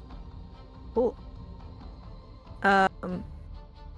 I'm looking very bad, and I kind of am but I'm very encouraged by the miss that she just took, so I'm gonna go in for another bite attack. Cool.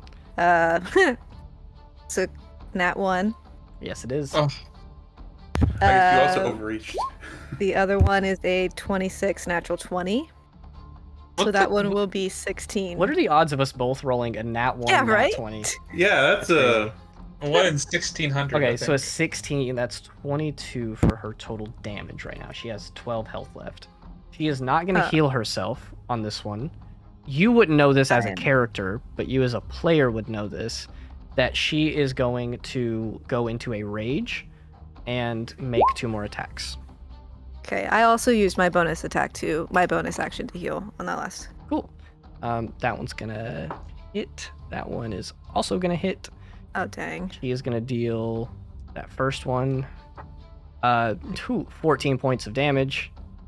Yeah, I 5, 2, 7, 11, 13, and another 13. So whatever transfers over, how much of that would actually go to you? She's- 17. Does that kill you? Is that putting you down?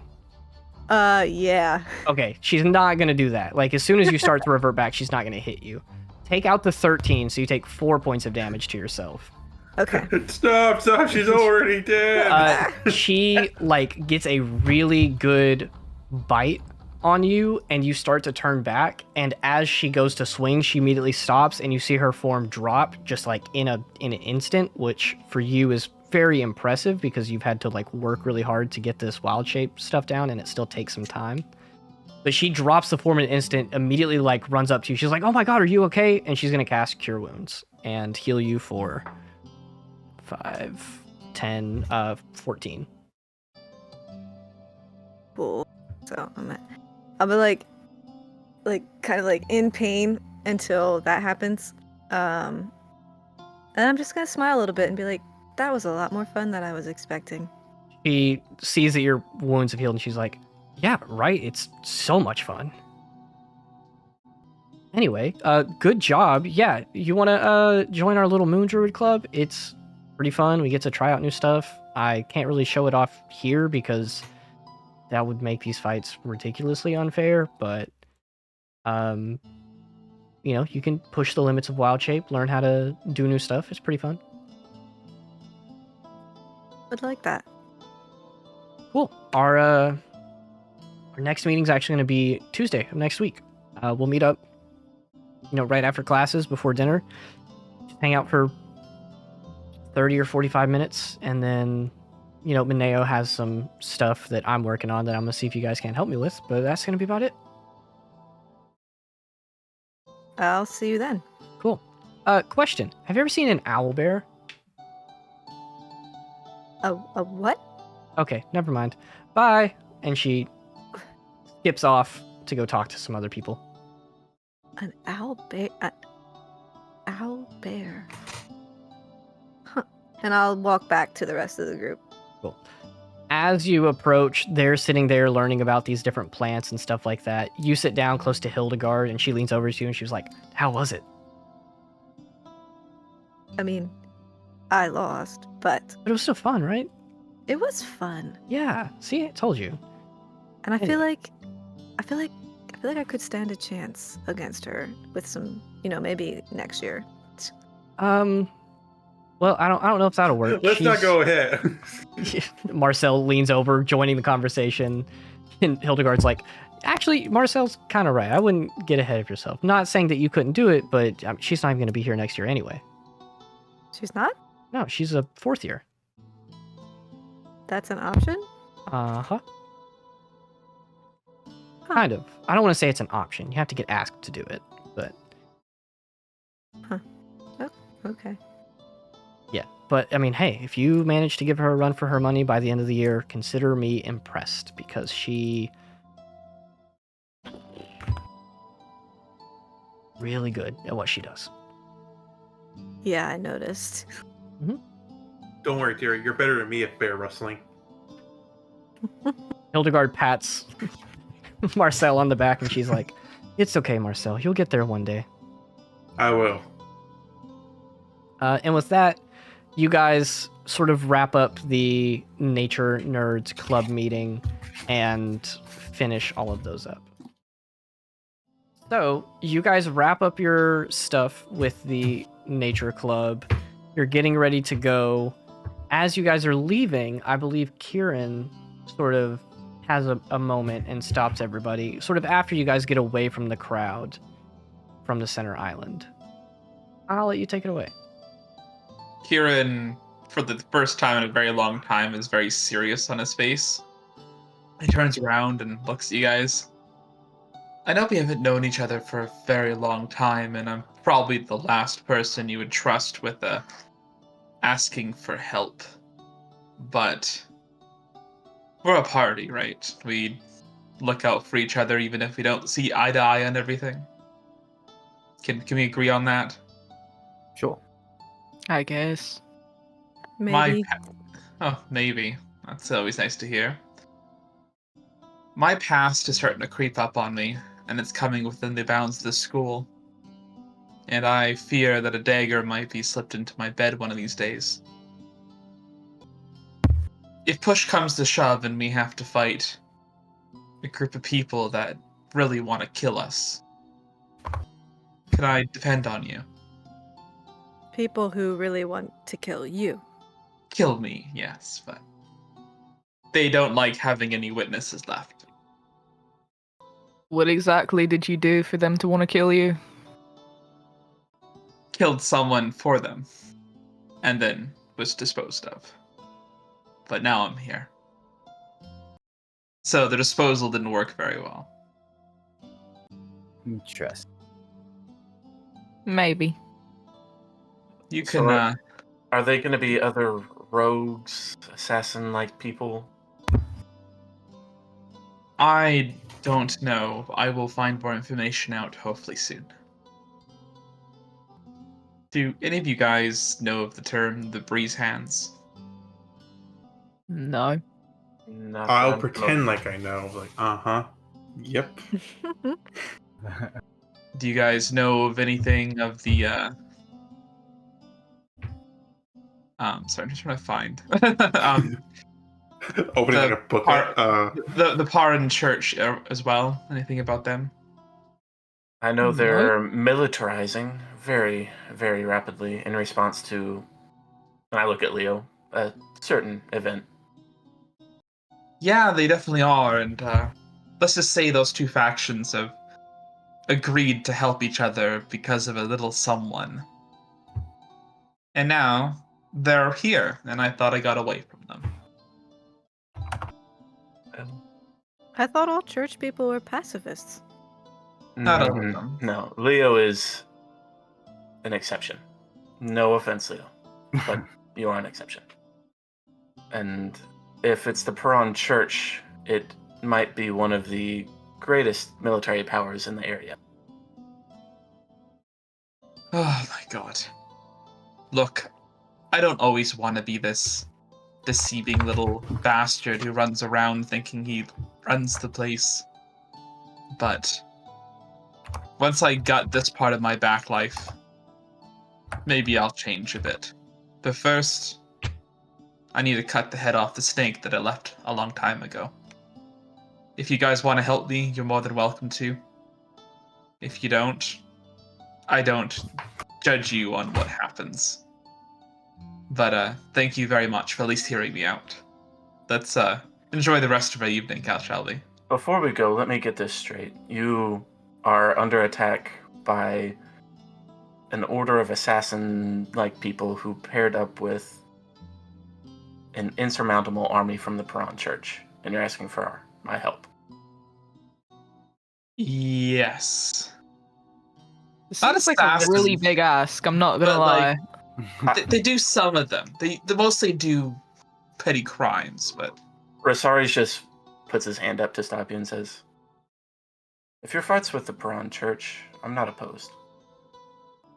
If they come, Okay. I'll be here. Hey, Rosarius. Yes? What does a religious order and an assassination group have in common?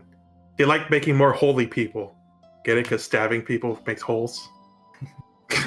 And if we need to, Marcel will distract them a little bit during the fight. that's Gwen just wonderful. bursts out laughing, I'm not gonna lie. Izzy really said, "Wow, I'm dead." That's so funny. Yeah, I'm dead, guys.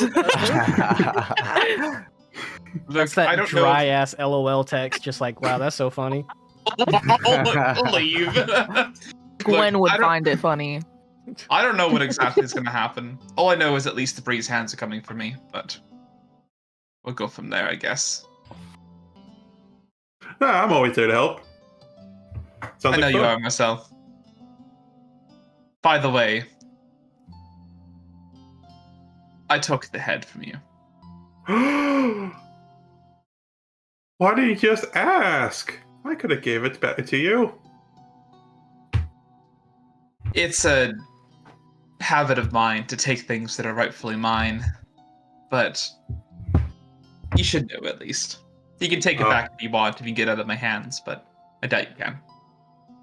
Nah, that's good, man. I was thinking, Wait, does that mean you broke into my room? yes. Oh, come on, man.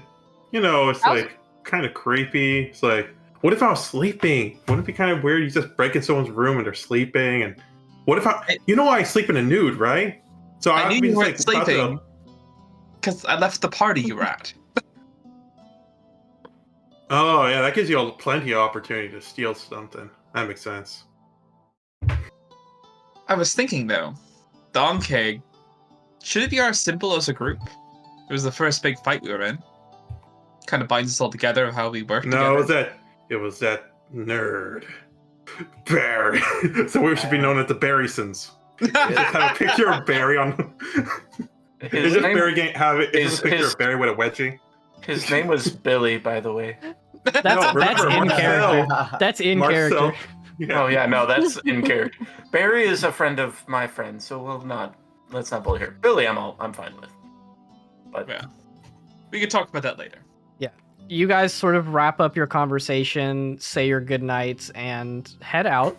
And I will say, not asking for individual characters' feelings or thoughts at the point, because I tend to do that a lot, but giving almost my own thoughts as a DM.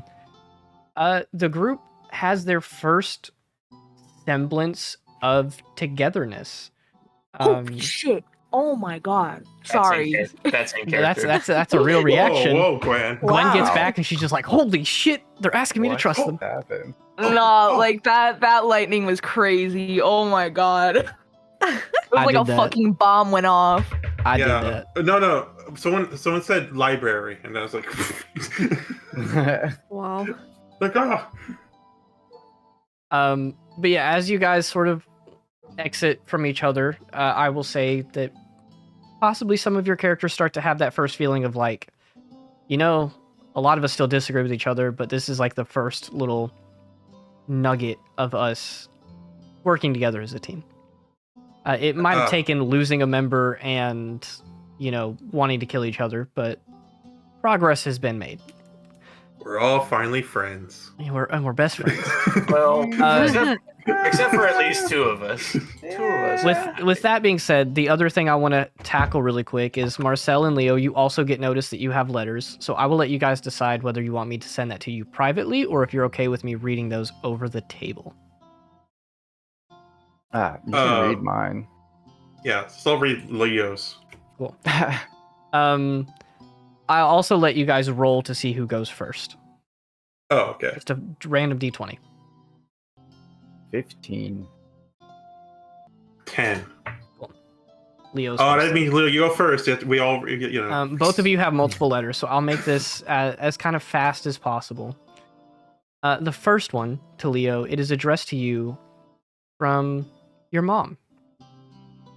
It reads, Leo, how was school, love? Warm, I hope.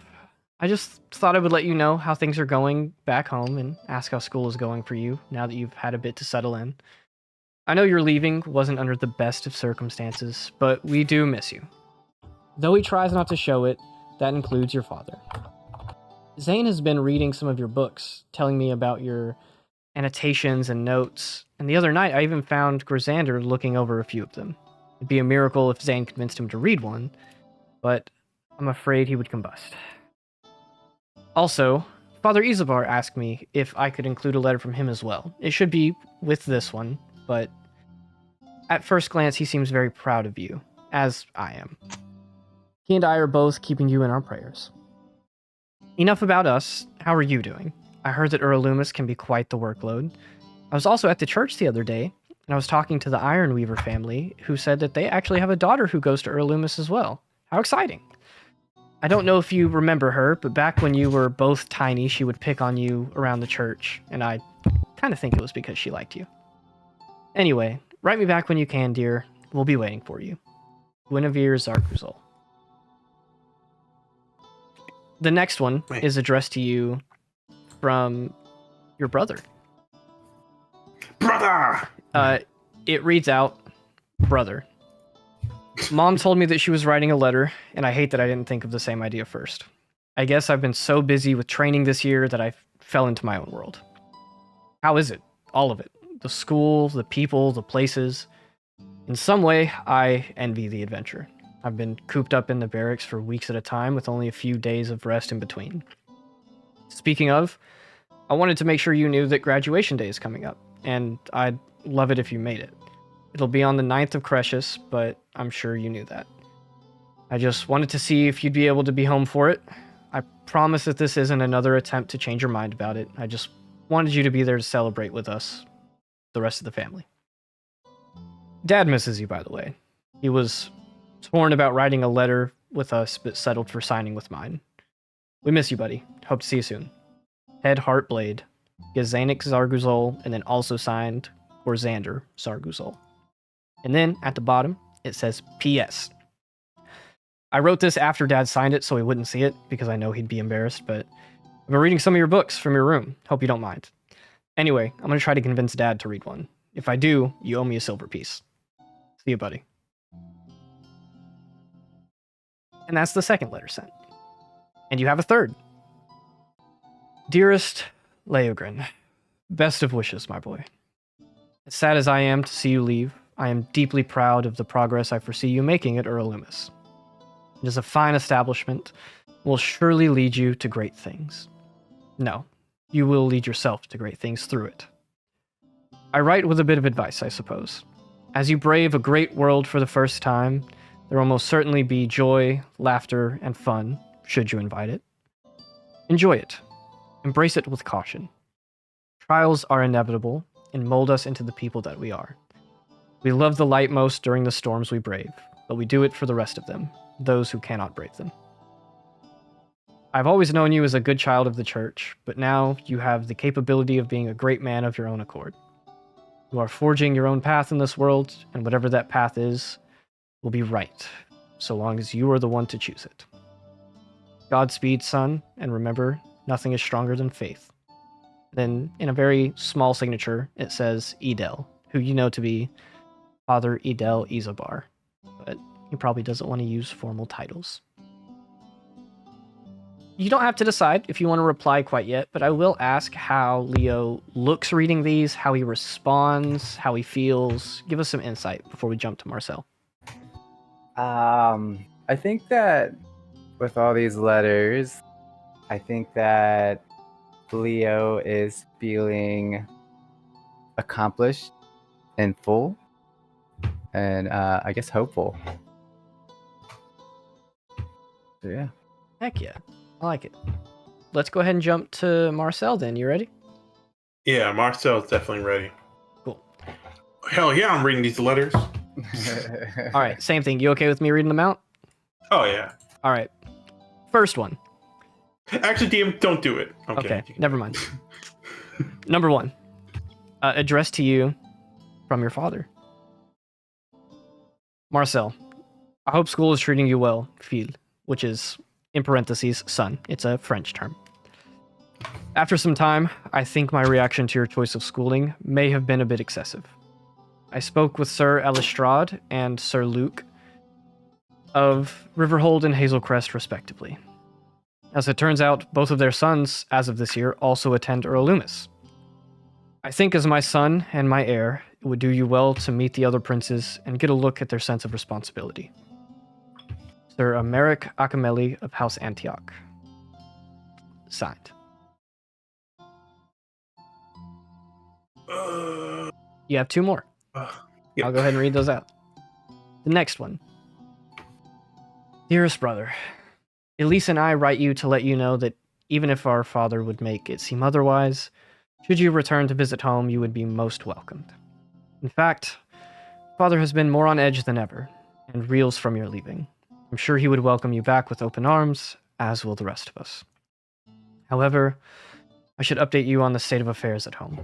Do not take this as me asking a favor, as I believe your choice to leave is still your own, but things are not bright. Callum is becoming all the more rampant with your absence. Many support him as he boasts about you leaving to avoid your responsibilities of a prince, and that he plans to take your place as heir right. If other paths call to you and ruling would not be in your interest, I support you. But I need to know now. Callum is egregiously unfit for the throne, and if you do not plan to assert your position as heir right, I will find a new way to ensure the success of our city and avoid Callum's descendants. You are dearly missed, brother. Stay safe on your travels. Stars guide you. Signed, Teralis A. And then there is a third, very short letter, got kind of scribbled handwriting, a couple corrections on it, and it says, Aine, which is French for older brother. When will you be home? Father and Callum are barely here, and Tara's too busy studying to have fun. I miss playing games in the castle, but Tara tells me that you might be coming home to visit in a few weeks, for a school break. If it isn't a bother, could you bring me something from Ilium? Tara tells me it's super fun and pretty there. Miss you, Aine. Signed, Elise, and then in parentheses, and Tara. She helped me write. Named so loud you broke the sound barrier. Same thing. Give us some insight. Marcel was, happy meeting a bunch of people. Like, oh, this has been a great week so far. Really picking up my spirits. And I read this as like, it was like a 1, 2, 3 punch of responsibility, melancholy, and just like he's really had to look in perspective of what's going on. As he's having a great time, he knows that a lot of people aren't, and he's kind of a big factor of something that he never even wanted in the first place. So, yeah, he's feeling a little overwhelmed, that's for sure. Absolutely.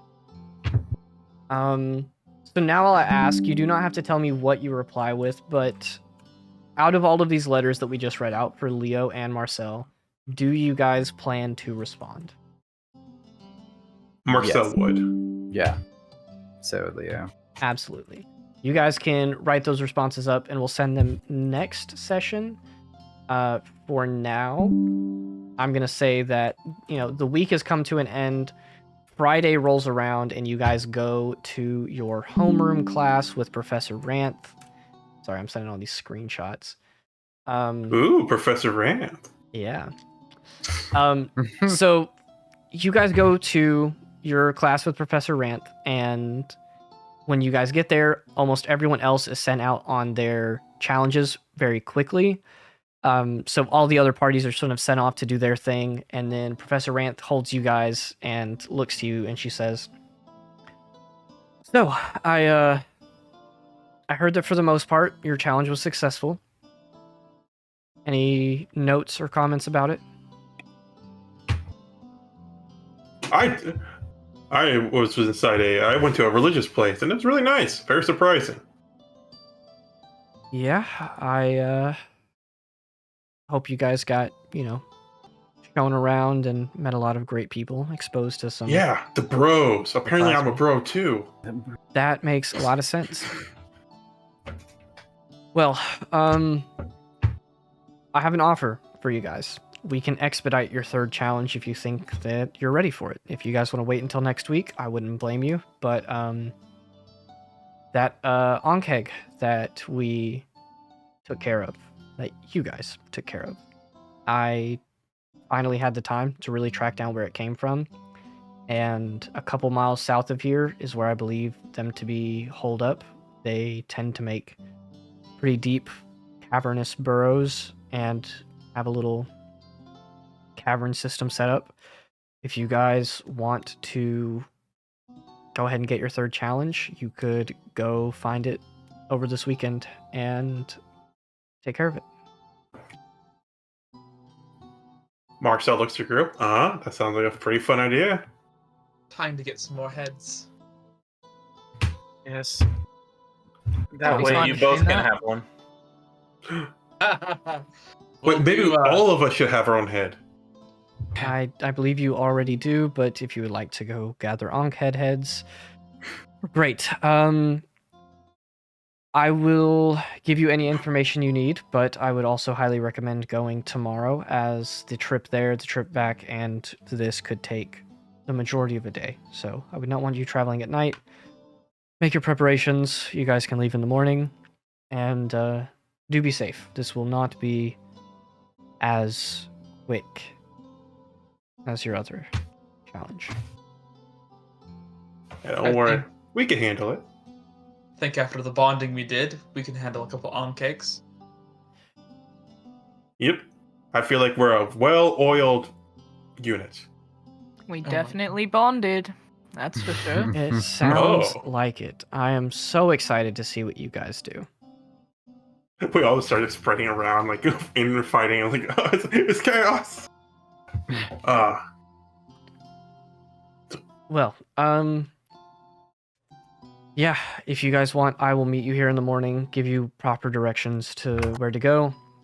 I guess go ahead and make your preparations tonight, and I'll meet you here shortly after dawn. Yeah? Yeah. Great. Well, with that, you're dismissed. Before we go, Ranth is the ranger professor, right? Correct. Spicy Well, Latina. I'm just gonna go to her and tell her what I noticed about Gwen and the wild shaping. from Are the you other doing day. that in front of everyone or privately? No, like before I leave, after everyone goes. Nope, Yeah, we're all good. You guys all start to, like, file out. You have things to do, surely, studying, practice, sparring, whatever. As the rest of you file out, Rosaris goes up. You go to talk to Ranth. I'll let you tell me exactly what you say. As Ranth is like, hey, yeah, what do you need? I was just gonna say, like, she didn't seem like she wanted to talk about it, and I get that I'm not the most approachable person. But I noticed she was really ticked at just wild shaping in general, and I'm worried having a druid in our party might cause issues and things like that. Ranth thinks for a good minute, and she is normally like this, rather direct, a little sarcastic and sassy at times. She's putting some, like, deeper pensive thought to this, and she replies and tells you, I do not think it would be my place to say what her history is, but from what I know, I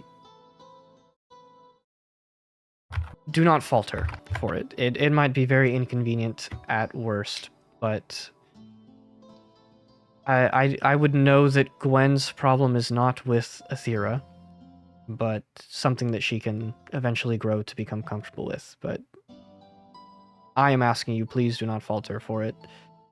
It is... I'm not perfect either. I have my own issues with certain members of the party. So, I think I can see steps that Gwen is taking to get where she can operate within the group normally. Is this something that will be easily solved? Absolutely not, but I think she's trying. I'm just filling in our homeroom teacher. Yeah, I'm gonna nod my head and kind of start to head out. She tells you that she appreciates it and then lets you leave. And with that, you guys go off to enjoy your Friday afternoon and prepare for your adventure tomorrow. And that's where we'll end tonight.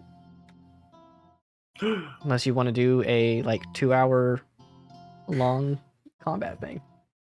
2-hour long combat thing, go! Got it. That's crazy. I got bed to go to. Yeah. Yeah, we have to take a long rest before we go. Yeah, Yeah, obviously. exactly.